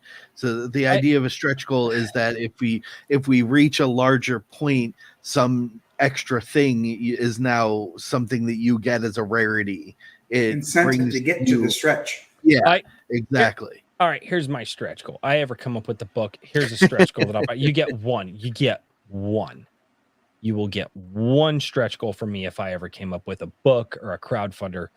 You're going to get the book. And then if I hit a certain stretch goal, I don't even know what that number is. We will do a behind the scenes DVD of the conversations, of the artwork being developed, of the meetings that we're having. Bam, package, wrapped, DVD, book. Here you go. Yeah. Well, how do you feel about extra content? Now, sometimes I see creators will do a supplemental book because now it's more comics. Yeah. I like that. I don't. Not as part of the same campaign. Just sell the, like, I want fans to just get the book. Just get the book. Just buy. It's However, just a few minutes ago, you appreciated the idea of adding a coloring book. Mm-hmm.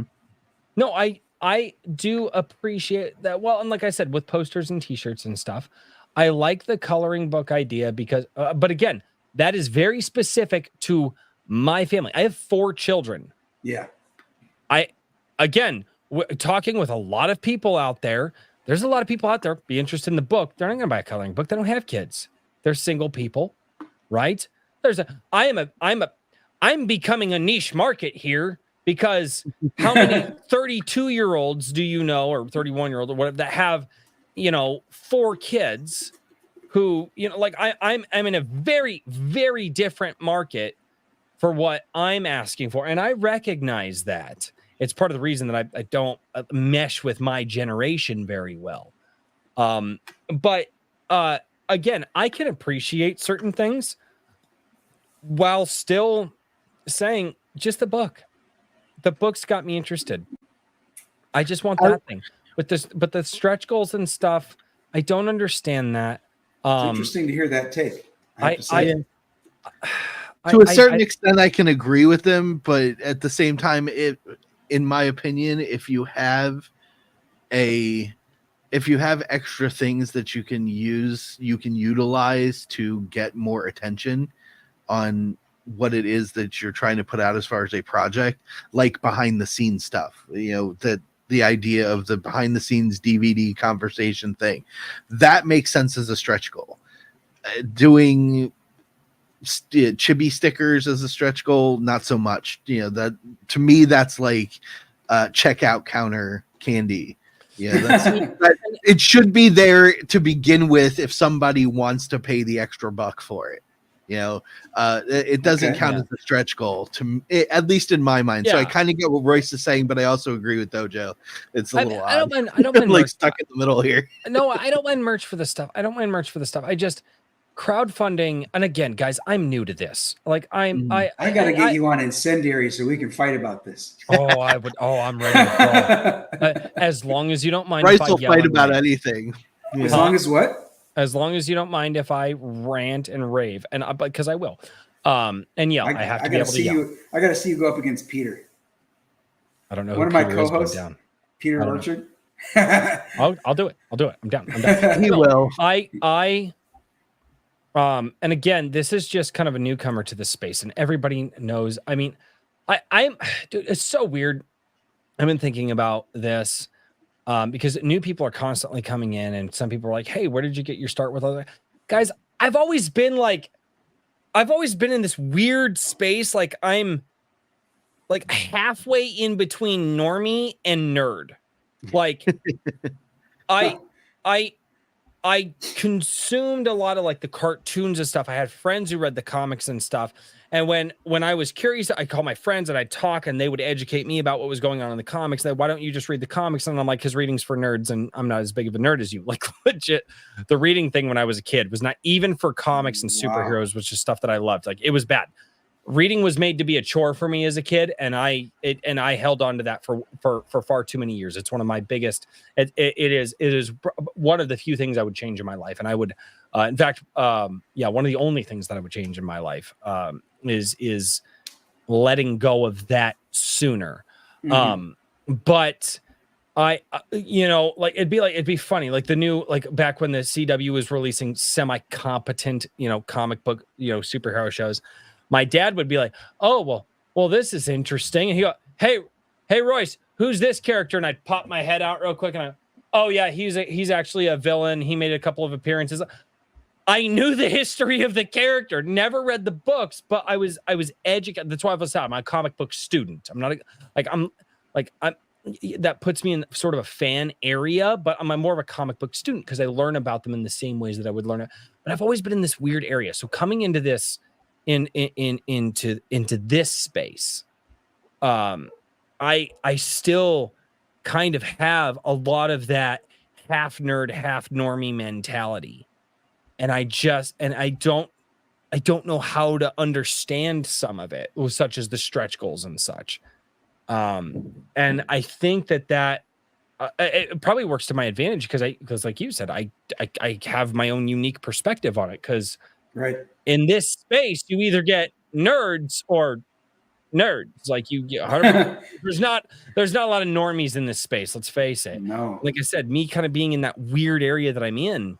But normies is the broader market you want to try to tap into. Yeah, it is. And maybe I bring some of that. Maybe I bring some of that normie or enough of that normie perspective. Maybe I don't. Maybe I'm terrible at both. I'm probably terrible at both. I'm hoping to reach the normies that liked Janice's novels that might like to see it in picture form. I'm hoping to get their attention. I'm hoping to get other people who read novels to say, "Hey, I didn't know that the novels are adapted into comic books. That's kind of neat. Let's take a look at that." It doesn't happen as often as you would think it does. No, right? It was surprising to me when I learned that happened. I'd only learned a few years ago that big novels out there were translated into comics. Like I didn't realize that somebody had done Lord of the Rings in a comic form. I didn't know that because again, half normie, half nerdy here. Like there's certain things that I knew. Like I can tell you that I can tell you a lot of stuff about like Star Wars and like the extended universe before they wiped that out. I can tell you a lot about that. I know there are certain characters that I really loved in the comic book. Funny. I've always, I could tell more about like DC characters than I can Marvel characters, even though I actually like the older, we're talking about older DC and older Marvel, even though I liked, I actually like the way that the stories are told more with Marvel characters, but for some reason I learned more about DC characters. I don't know, but I have an idea. And it's that idea that I need to talk with Daniel and Richard about, and I'm also talking about with somebody who's helping the channel out quite a bit. But I haven't happen in our quarterly, biannually. It will happen by our weekly meeting. Centennially meeting. It's our weekly meeting that we schedule every few months. That may or may not happen until the following year. We have had 3 weekly meetings this year. This year. And one It's of them true. was because I literally told these guys, make time this afternoon. I need to call you. And they were like, I'm like, give me a half hour. And they're like, okay. And that was one of them. I had to bully these guys. Yeah, we were like, yeah. Oh, no. Bully me into it. Yeah. Well, when Iron Age Nights started, we had this great idea. We were going to have a meeting every week. We were really going to be on top of it. We were going to talk about the show. Absolutely professional. Oh, it was awesome. It was going to be great. And then like 6 months went by. Totally professional. We did one meeting and then 6 months went by and we had another. But hey, dude, we squeaked another one in there. It was awesome. We absolutely prepared for this show. Yeah. Hey, Royce, take a look at Kikaman's idea. Yes. That is, I mean, at Kikaman's first, latest super chat. Yeah, at first when I started reading it, I was thinking that no, and then the more I thought about it, I'm like, hey, that's not bad. All right, so should we just go to super chats? Do we just want to go to super chats at this point and talk about that? Yeah, might as well. Here, let me get that link for this book down in dude, the artwork looks so good. I love this idea. We didn't even finish the tiers. I know. The show. Welcome, guys. If you want to finish the tiers, go buy the tiers, guys. Seriously, I do. My biggest hope is that we get backers for everybody. Like, and by the way, every dojo, share this on Comic Shop Wednesdays, please. Mm-hmm. Please share this on the Comic Shop. I drop it when you ask for people to drop their links in. I try to make sure that I'm in there. I might not get there fast enough though. You might already have 30 or 40 in your thread. Regularly we're at 60 now. Regularly we are in the 60s. It's actually one of the reasons projects out there. A lot of projects. We have some fans out there that they like to drop. They like to drop because they're fans. They want to read stuff. And we had some people dropping 3 or 4 or 5 projects. And I finally got to a point because it's on a Wednesday night. Guys, my alarms go off at 3:30 in the morning. So I try to cut it at 9 p.m. Central, my time. So I did get to a point where I was like, guys, here's the deal. For the fans out there, I'm just going to say, everybody, you share 2 projects, right? And some authors want to share multiple projects as well. So I'm like, authors, your 2 projects, share yours or share somebody else's. Or if you're like, hey, I've already shielded my stuff enough, or you can share 2 others. But I kind of had to make that rule because it was getting to a point where it's like there are so many projects, and if it keeps growing like that, which I foresee it growing, it stayed stable for a little while, but my channel does the stair step thing, right? It goes and then it stays for a little bit and then it jumps and then it'll stay at that for a little bit. Well, we haven't hit that next jump yet, but when I started Comic Shop Wednesdays, we were getting 20 projects. Now we're getting 60. Mm-hmm. It's a lot, and I want to make sure that I can share. And guess what? People show up with their wallets on that one. I have had people reach out and they're like, dude, they're like, when you do these shows, they're like, I see it in my sales, and that's my goal. That's what I want to have happen, because a lot of people don't have places to go to do that, you know. And I want, and so but no, share this in Comic Shop Wednesdays. And I say that because as the guy who puts on the show, I can know about a project. I can tell you guys, if I like this project enough and I'm talking with the author on Friday, I'll probably pick it on Comic Shop Wednesday. Well, Royce, you can't do that. Fuck off. Yes, I can. Unless something overtakes, like if I go into Comic Shop Wednesday with, I'm going to put that, unless I see something that makes me go, wait, like it's going to have to be pretty strong. But share this. And now having this interview with you, I can talk about it with people, and not just your little blurb that you're going to post about the project you're working on, but now I can elaborate on that for you and help, because this is something really, really, really cool. Thank you. I appreciate that. This really is, man. And it sounds, I mean, the fortuitousness of how all this came to be. I know. Don't fucking start with me, Daniel. But it just seems that, you know, for lack of a better term, fortune favors the bold, and you were bold on this one. It sounds like so. But yeah, let's go to super chats and chat time. and do those things. Super chat time, guys. So get them in where you fit in, I guess. I don't know. That's what I'm supposed to be a YouTuber and be like, yeah, send me the super chat money. But I would really rather you guys go to fund my comic and fund the Healing Wars book 1, The Shifter, because I would rather see that money go there. So guys, I love it if you send in super chats. I always appreciate it. What I appreciate more than you guys sending me money is you guys sending the guests that are on our show money to help fund their project. So go do that thing. Support the shifter. Thank you. Yes, guys. Support the shifter. I like the sound of that. The alliteration is helpful. You should steal that. You should go for it. Already have. Really give it. Support the shifter. I'm gonna let people know you stole it every time. Every time I use that. Support. All right. Crusader Sarson for $2. This is a while ago. Says, if you want funny stories with printers, get Cursova on. No. Oh God. My throat got dry all of a sudden. Hey, beer. Hey, look, beer. Physical failure. Yeah. First we have mechanical failure. Technology for that one. I went to talk and my larynx were just like, nah, bro. And I'm like, the shifter is so good, he's all choked up. No, don't even laugh. There's like a tickle, like right here. I don't like that. That's an odd feeling. That's a clip right there. Royce's, yowl of discomfort. There's already many clips. Hedge. There you go. I'm not even going to respond to the hedge right now. Garfield's Bizarre Adventure for $20. Thank you. Hopefully Garfield's Bizarre Adventure is still here. Man, thank you so much for the $20. Yes, I said a long time ago that $20 gets the applause. Why? Because it's an arbitrary number. It's my show. And what is that old song? It's my party and I'll cry if I want to. So you get the applause.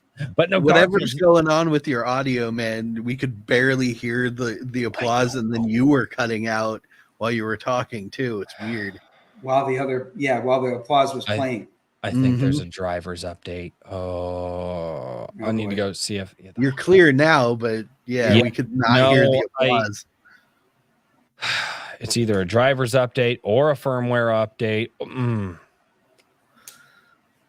Gonna start punching shit real fucking soon. Hey, you do not have the newest patch. Oh, dude.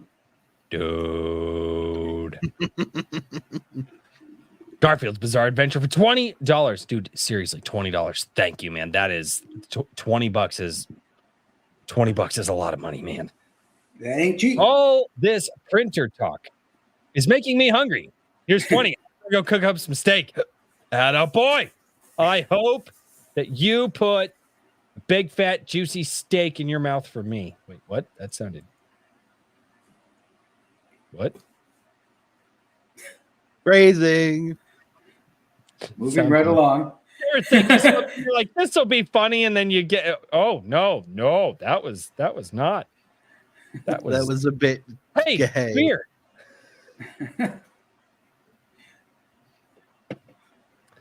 John Bernuke, this is not a super chat, but I caught this in the chat. And as I do, if I catch things in the chat, I do try to catch some good ones here and there. John Bernuke, I guess we could always find a way to make personal printers somewhat better so we aren't reliant on someone else, but I don't know how you would go about that. Oh, so print it ourselves and then saddle stitch it ourselves, or saddle staple? Well, yeah.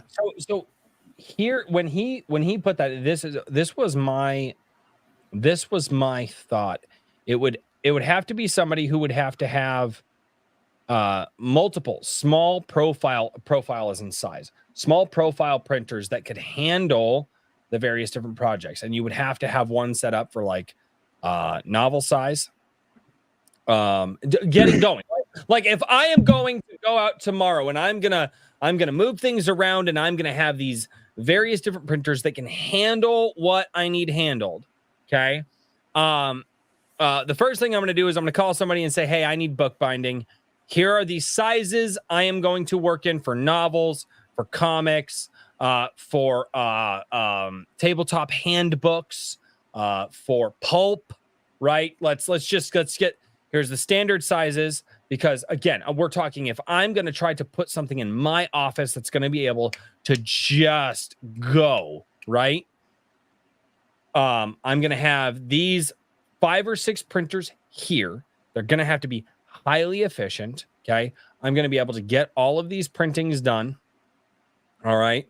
And then I'm going to have to be able to take those and then have a binder, somebody that I have now contracted with, who's probably on the smaller front as well. And then I say, all right, come pick them up. They're going to have to be within a close enough distance so I can physically hand the stuff off, because I am not mailing that, right? Hand it off. They go, they bind. All right. We make one final transaction back to me. We check quality and then we send those out. But we are talking, I mean, in the day and age of the technology that we have, I believe it is possible. But I know what printers like that, what printers that can handle that load would cost. And they're not cheap. I mean, we're talking machines that stand up to here minimum. And then you're also going, again, if you want them specific to each project, so you're not adjusting settings all of the time, I think it's doable. I think a startup could potentially pull it off project by project, but maybe I'm wrong. I don't know. Gentlemen, what do you think? Well, what I was thinking as you're describing that is, you were saying that you would need 5 different printers for the various kinds of projects that you have. Maybe you start even for efficiency's sake, because then you could be doing a comic, a novel, a handbook all at the same time. What I was thinking is you could get 2 that could handle comic book size and be even further niche than that, and say, if you're putting together a novel, I'm not your guy, but if you're creating a comic book, I'm your dude, So if you were to pick, 2 of the same printer that could handle comic books, you could have 2 projects going. But and yeah, that would be even further niche. But I think there are enough comic book projects out there that would keep you busy. You're probably not wrong. You're probably not wrong. Here's it. I see that though. I do. There's more to it than that. The main factor is material. It's the paper and the ink and the various inks, because some projects are in full color, some projects will just be black and white.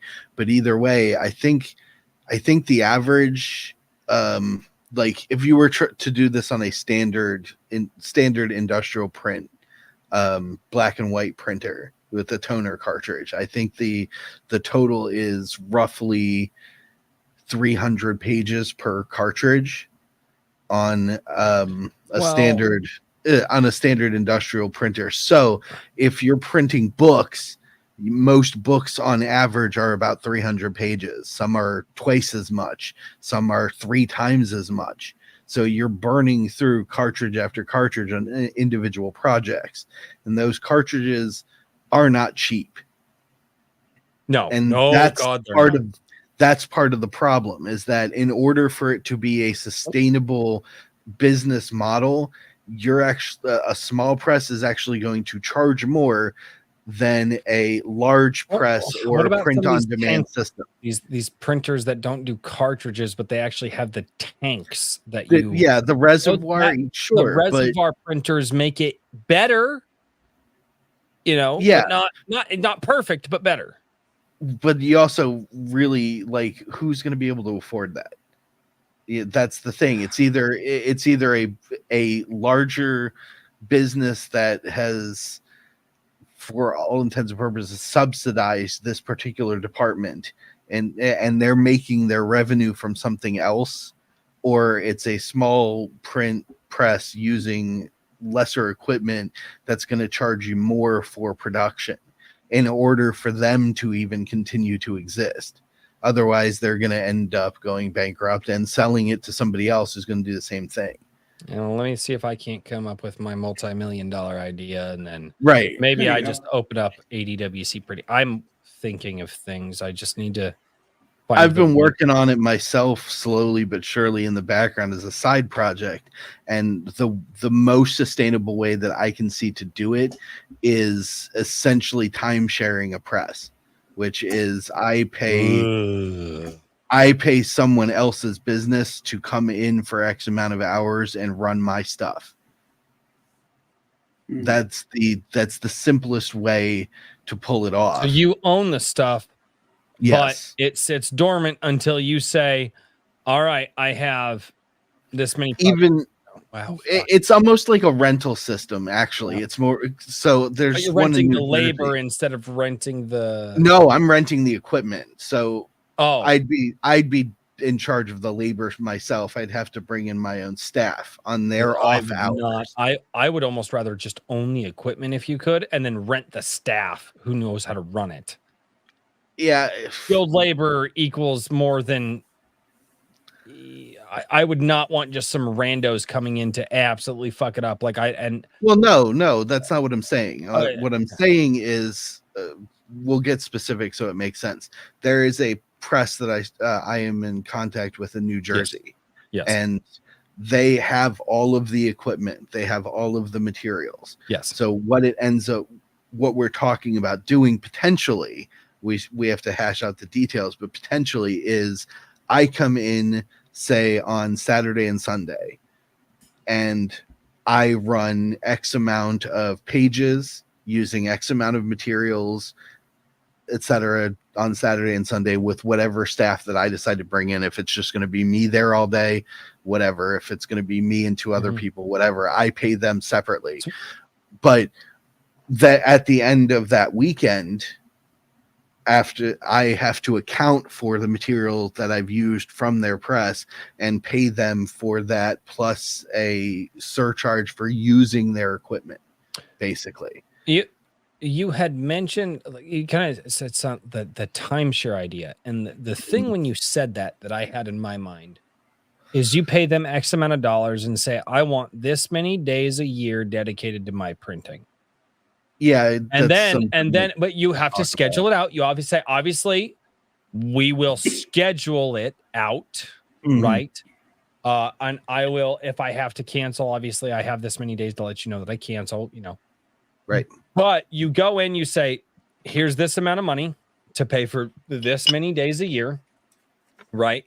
And I can only have 2 consecutive days in a row, because you don't want to tie up a printer if they've got larger contracts, right? Yes. And so then you say, okay, so I have purchased 20 days from you, which is roughly 10 weeks worth of printing time, because 2 days per week.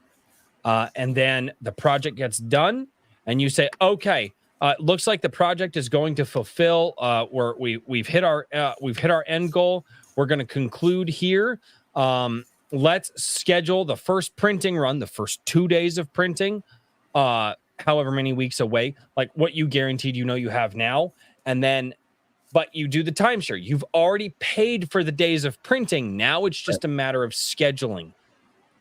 Is that even a business? Is that even, but scheduling and material. Well, but that's what I'm saying. Like, you've already paid because you already know your material cost, right?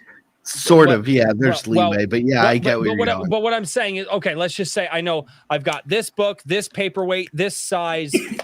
Here's the details. We've rulered it out. We've done the sketches. We know it's this big, it's this thick, and I have paid for 20 days of printing. Is that even something that a printer would entertain? This one is. I'm not saying that it's something that every small press would, but this one is. That's why I'm talking with them about it. And at least it's I don't know how profitable it's going to be. until it's something that's tried. It's one of those things where you have to kind of experience it to really understand if it works, and compare and contrast with just going with someone who's already doing it and just paying them to do all the work. Well, timeshares suck when it comes to your vacation homes because nobody fucking does it. But timeshares of equipment could be beneficial if it's a money-making venture for you. Yep, that's what I'm looking at as a possible thing, at least to get the ball rolling on Whimsyland Press. But you know, we'll see. It's a long-term project. I'm in what we'll call general negotiation with this particular company. I'm not sure if it's going to pan out or not, but I'm working on it. Yeah, it's just one of those things because it's such an unknown territory and I can't really afford to say rent a shop somewhere local myself, like open up a storefront and build that sort of thing out. Dojo, what do you think? Well, I think that the timeshare idea has some merit. I hesitate to say that's going to work. I think it's going to take Daniel going to give it a shot first to see what happens. But So Daniel, we will succeed or fail on your success or failure. No pressure. Yeah, we will be watching you closely. Yeah, it's okay. It's okay. I will step out of the way. 2024. Yeah, I'm sure you will. I'm not going to catch you. Are you kidding me? No, I'm sure you'll step out of the way. Hell yeah. It's okay. I will, however, pour you a scotch when you get back up because you're going to need it. Kikomon, member for 12 months. 1 year milestone? Show me, show you. Kikomon. Yes. Yeah, this would technically be the anniversary of when we started Iron Age Nights. We decided mostly because we completely botched our scheduling, but I kind of like the way we did it. We closed out the first year instead of doing hey guys, it's a new year of Iron Age Nights. We're like, no, we're going to close out this year. And next week we're going to open up a new year with a creator. And I actually like that format a lot better. So Dojo, you're opening up the second year of Iron Age Nights. So. You're episode number 1, version 2. Volume 2. Right? No, 2.0, bro. Episode 1, 2.0. Kikomon for $2. Don't say colored pages. It's pages of color. Nice.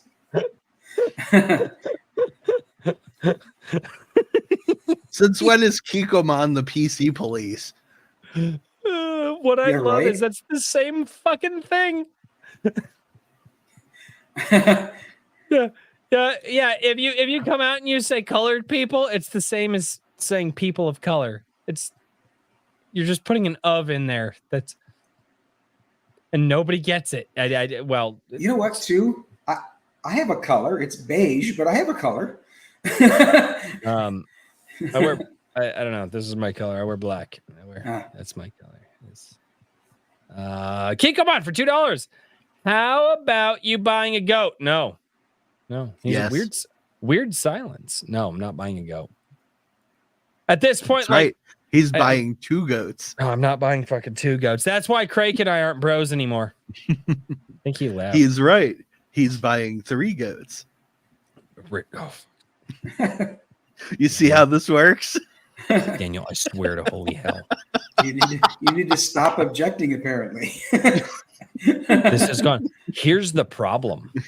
This goat thing, it didn't just stay on YouTube and Twitter. It has gotten into my personal life. Yes. There are now people that we know personally. The people who happen to like the area where we keep our chickens. Yeah. They're sending my wife pictures of goats that she can adopt because they're like, oh no, goats would be amazing. We wouldn't have to mow the grass down there. We wouldn't have to worry about the weeds. The goats will just, and I'm like, are you fucking kidding me right now? Like, it's true. Like, I'm not saying it's not true. I've had friends of mine, dude, I drive by a goat farm every day. I can go pay $20, bring you a goat home right now. This shit has gone way too the fuck far. So what you're saying is you need 4 goats. God damn it. He's holding it. Kick them on for $5.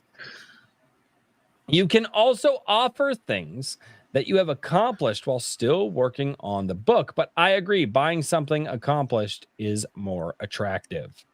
I think that's when we were talking about the stretch goals and stuff like that. Yeah. Right. Yes. Kikomon for $20. I believe this is the one you wanted me to get to. Kikomon for $20. Yep. We can't hear it. Your snippets aren't working. You cannot hear the cheers. No. Nope. It's just it like cuts in and out a little bit, so we hear like we hear little squeaky noises. What's wrong with that audio channel? I don't know.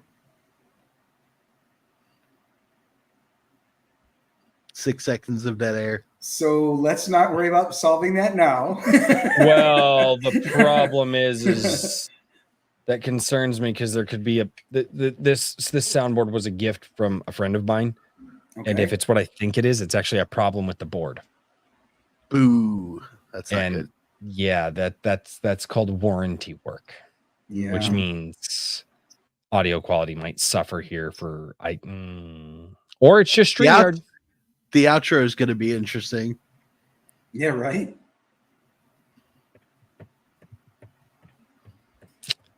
Let's get to that super chat though.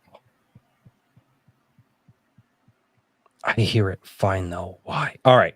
Sorry, I'm just worried. It's an expensive piece of equipment that was given to me as a all right. Kick him on for $20. I don't know if that is possible, but can you start with books at 20, for example, and each stretch goal reduces the final price by $1 to $2. Get some investment money early and give it back a coupon code for the next book. That might work. That could work. That has merit.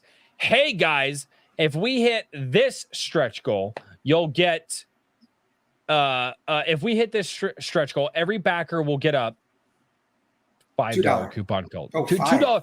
Well, I don't know how this works. I'm just using 5 because 5 is just a good number, right? But just as an example, if we hit, okay, guys, so hey guys, to fund we need $2,000. If we hit $3,000, we will give you a $1 coupon code. Or maybe $2,500. We'll give you a $1 coupon code for the next book. If we hit $3,000, that turns into a $2 coupon code for the next book. $3,500. So for every $500 we increase, the stretch goal is you get another $1 coupon added to your just because you backed it. Is that? I don't. It's feasible. Yeah, I'm willing to try it. I mean, up to a certain point, up to like like $15 off the next book, $10. I don't know how this works. You know better than I, Dojo. But you don't want to go that far. $15 off of my book would be free. Yeah. Well, no. But what I'm saying is, I'm just using random numbers here. So there's a reason I think that's feasible, and that is because you wouldn't be awarding 5 different coupon codes. There would be one coupon code, and it would have a single value depending on how far you got. Correct. So each time you get to the next stretch goal, the value of the coupon changes to the new value. Yes. Right. You're not offering them a $1 and then adding another 1 to make it 2. You're saying everyone who backed it now gets a $2 coupon instead. Correct. So yeah, that's a one coupon code. I could see that working. I'm willing to try it. The next book. The first part of Kikoman's stretch goal, I don't think could work because you couldn't take away money. You couldn't give them a discount on something they've already pledged. Yes. Yeah.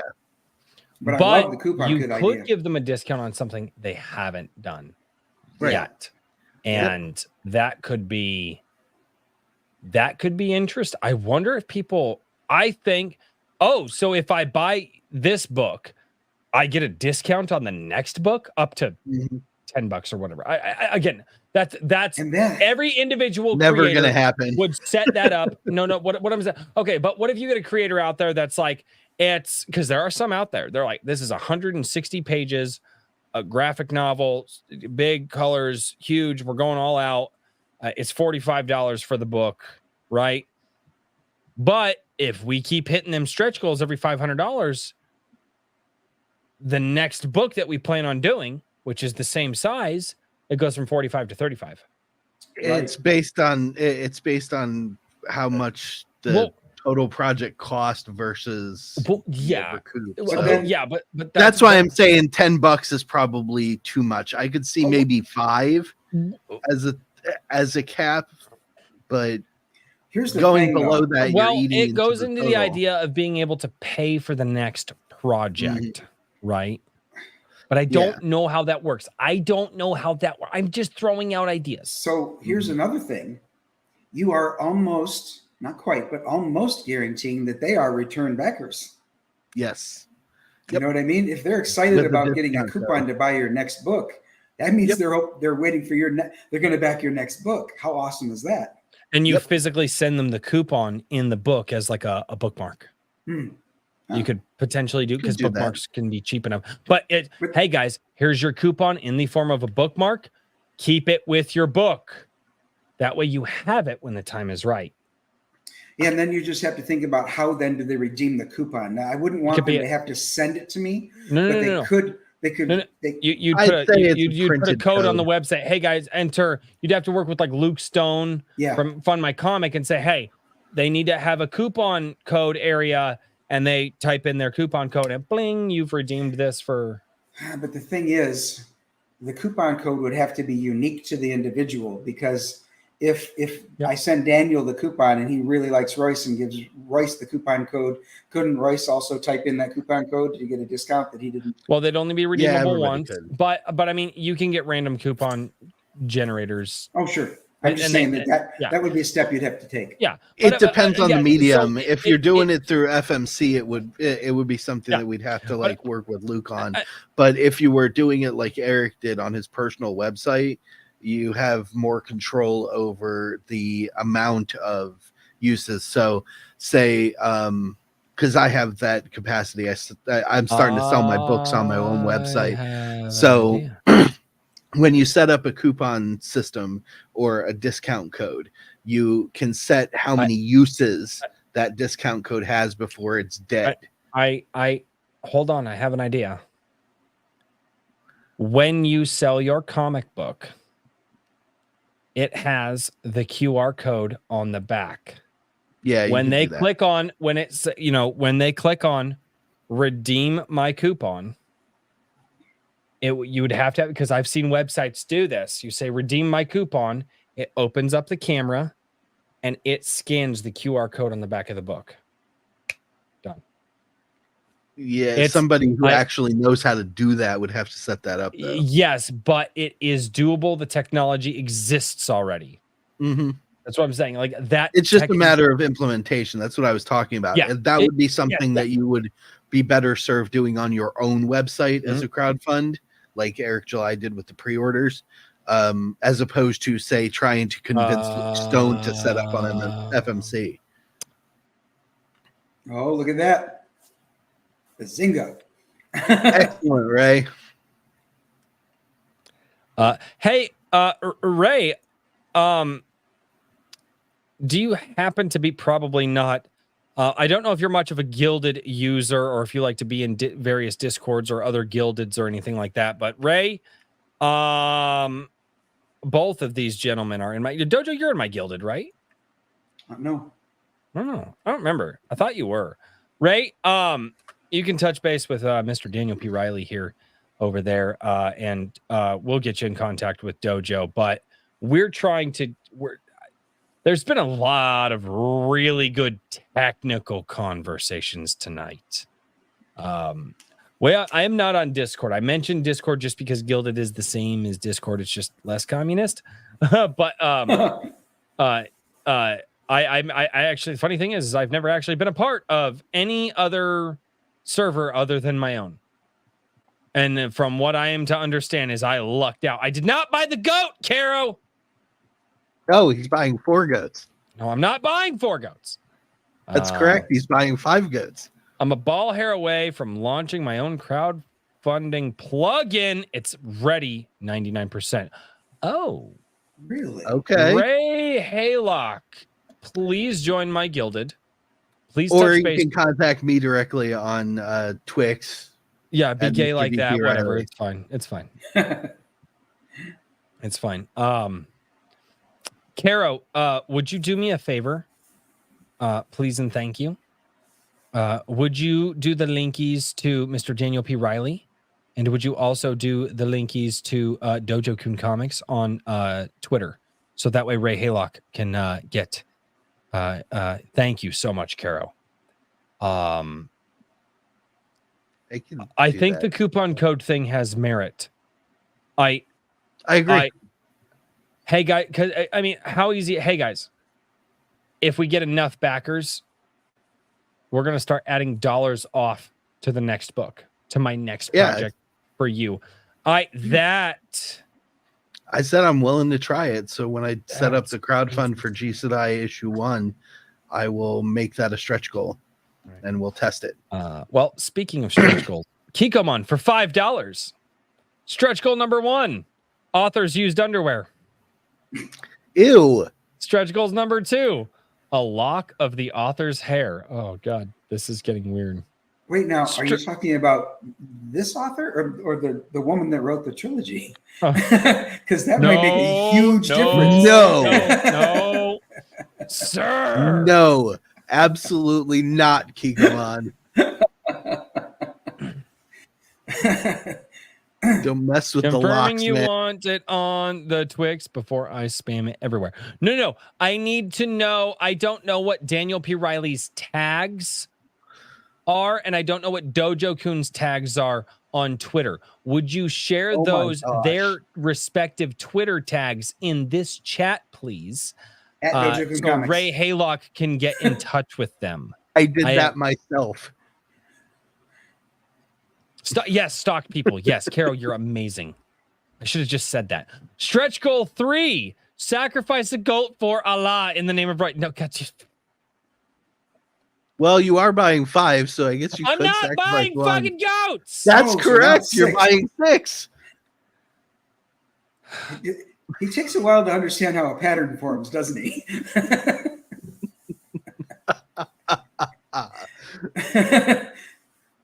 I'm going to turn into the Count from Sesame Street soon. 7 goats.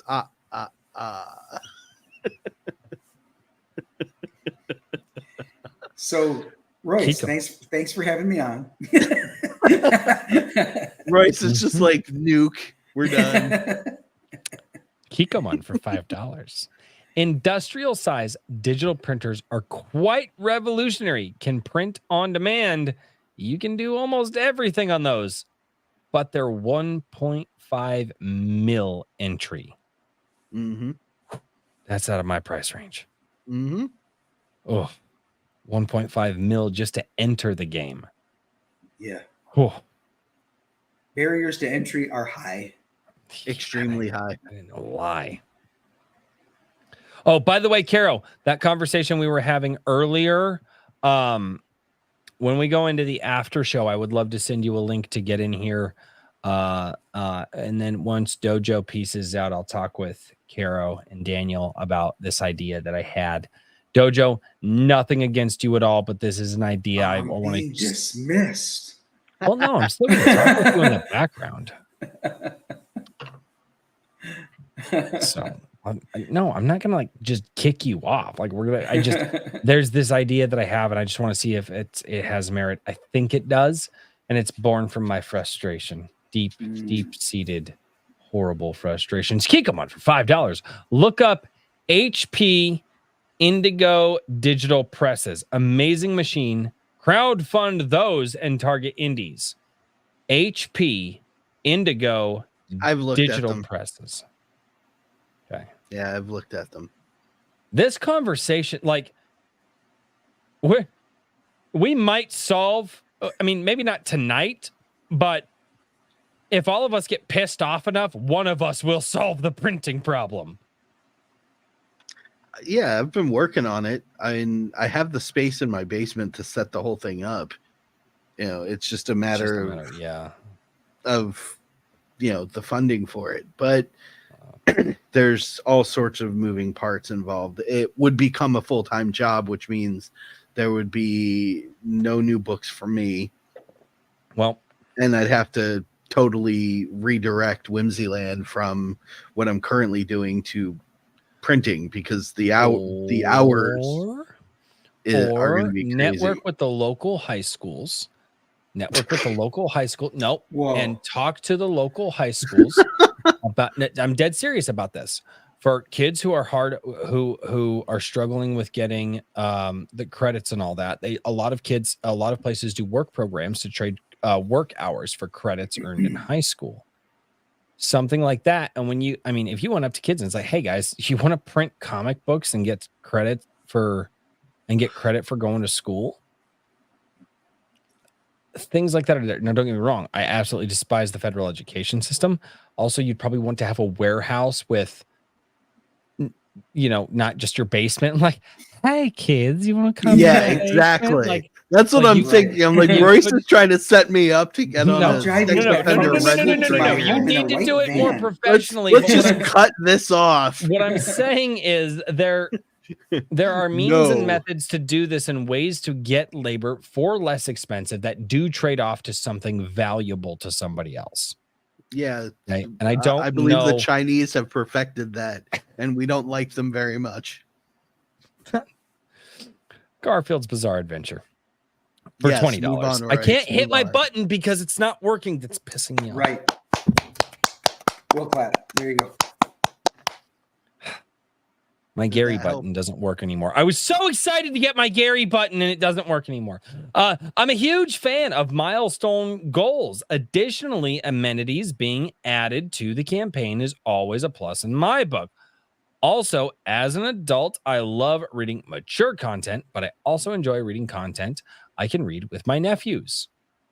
I feel like I'm in a similar place with what I like to read. I'm actually I don't really like reading the adult content so much. I actually, that's not my thing. I will. There are actually some books out there that look really, really cool that are definitely adult content that I do want to check out. But for the most part, man, I just like those good stories that just everybody can read. I do still disagree on adding the amenities and stuff like that. Just give me the book. But that's just me. That's just, again, I come from a very weird space. I don't even understand. MSK Content Entertainment. What is going on, Master Swag King? Stretch goal is to stretch out my wife. Sir, you don't have a wife. You have a body pillow. That's what you said the other night on your stream. Calling the poor man out. Ouch. Oh, dude, he was saying some weird stuff. Something about like the Saska sisters chaining him up and stuff. It got weird on the other night's live stream. My. Yeah. I mean, hey, a man can dream. What are you doing over there, Swags? Swag. I love Swags to death, dude. He's such a cool. I love him to death.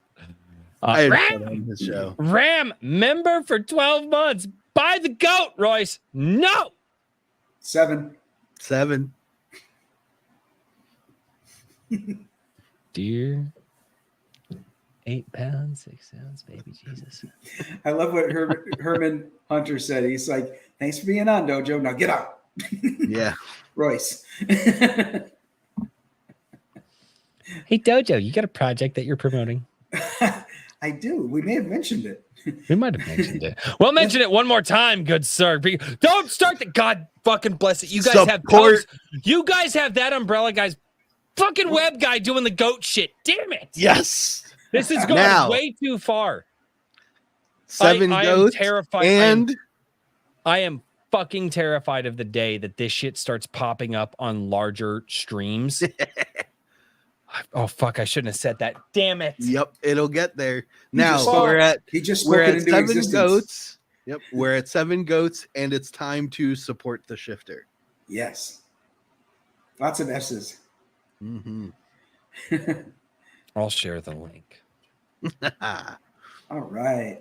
I shouldn't have said that. Why did I say that? Why? Why the fuck did I say that? Bud. Yeah, that's how the channel gets big. I don't know, dude. I was over on Tug's channel. He was talking about he was saying something about you needing to buy your wife a goat, and I just popped over here and told you that Tug says I've been like, what the fuck? I do.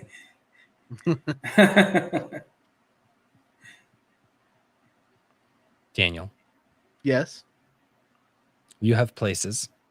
I do. I have a place, whimsyland.org. That's where you can find everything, because now I have buttons at the top of my webpage that will send you everywhere to all of my things. That's my books, the merch shop, and the services that I provide, which is coaching, editing, blurb workshops, anything you could need to get your project from start to finish. I realize I forgot something. Guys, by the way, go support Dojo. Links are down in the chat. Also support Daniel. Links are in the chat. I totally missed this earlier because Rumble does not save things the way it should, because Rumble needs a lot of work. Redoubt Productions for $2 on the Rumble side. Look, the baddies in the shifter are Yankees. I can so cosplay this. Hey, Daniel, you looking at the chat? Not at the moment. Ray I'll look Haylock? at the chat now. Go look at the chat. What he says. Excellent. Fantastic. We'll talk. Making friends. I can't believe Doug's web guy is here. That's fucking cool. Ladies and gentlemen, I usually don't actually shill for myself at all, and I'm kind of actually terrified right now to play the outro because I don't know how that's going to work. It's not, but we'll talk through it like we always do, so it'll be fine. I know how to make the outro work.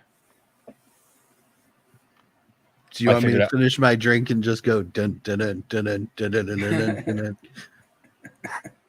Oh wait, I don't think I have the full outro. Damn it. Never mind. It's not going to work.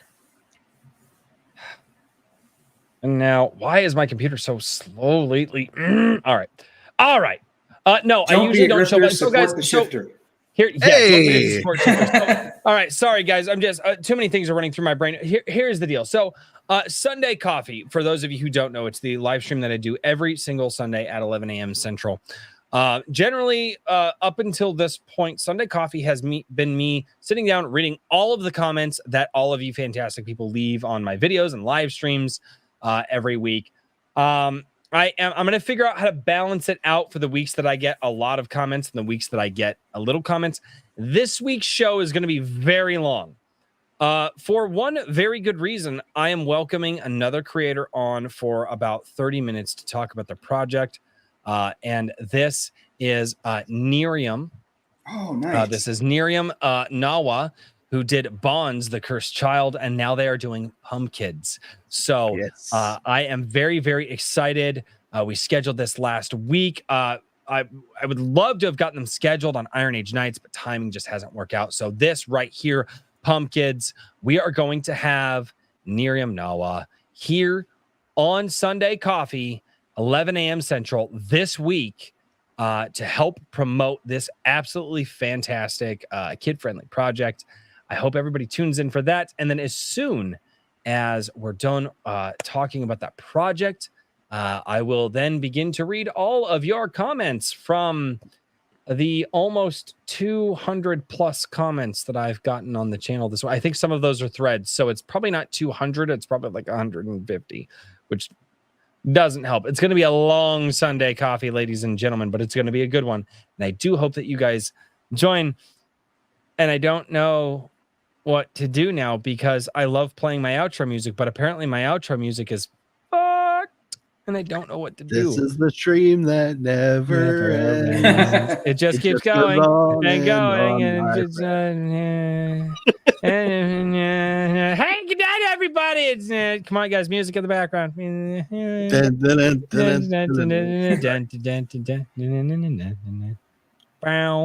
I'm just gonna finish my drink here. Yeah, I don't know. It's I want the music to play, but everybody's like, no, it's downstairs. No music for you. I hate this. I hate this. Good night, everybody. Thank you all so much for being here. I want my music so bad. Screw it. I don't care. 6 seconds of awkward silence. Is it bad? Yeah, it's bad, but it's kind of okay. Hey, it's a little audible. I'm helping. Anyways, I'm sorry, guys. I don't know what's wrong. You guys are fantastic. Thank you all so much for being here. And I guess until next time, hopefully things are better. Good night, everybody. Cheers. Wait, no, I'm sorry. I got that wrong. Cheers, everybody. Yeah. Now I say good night, everybody. You got to do it right, even though the music isn't working. And until next time, cheers, everybody. Good night, everybody. Good night.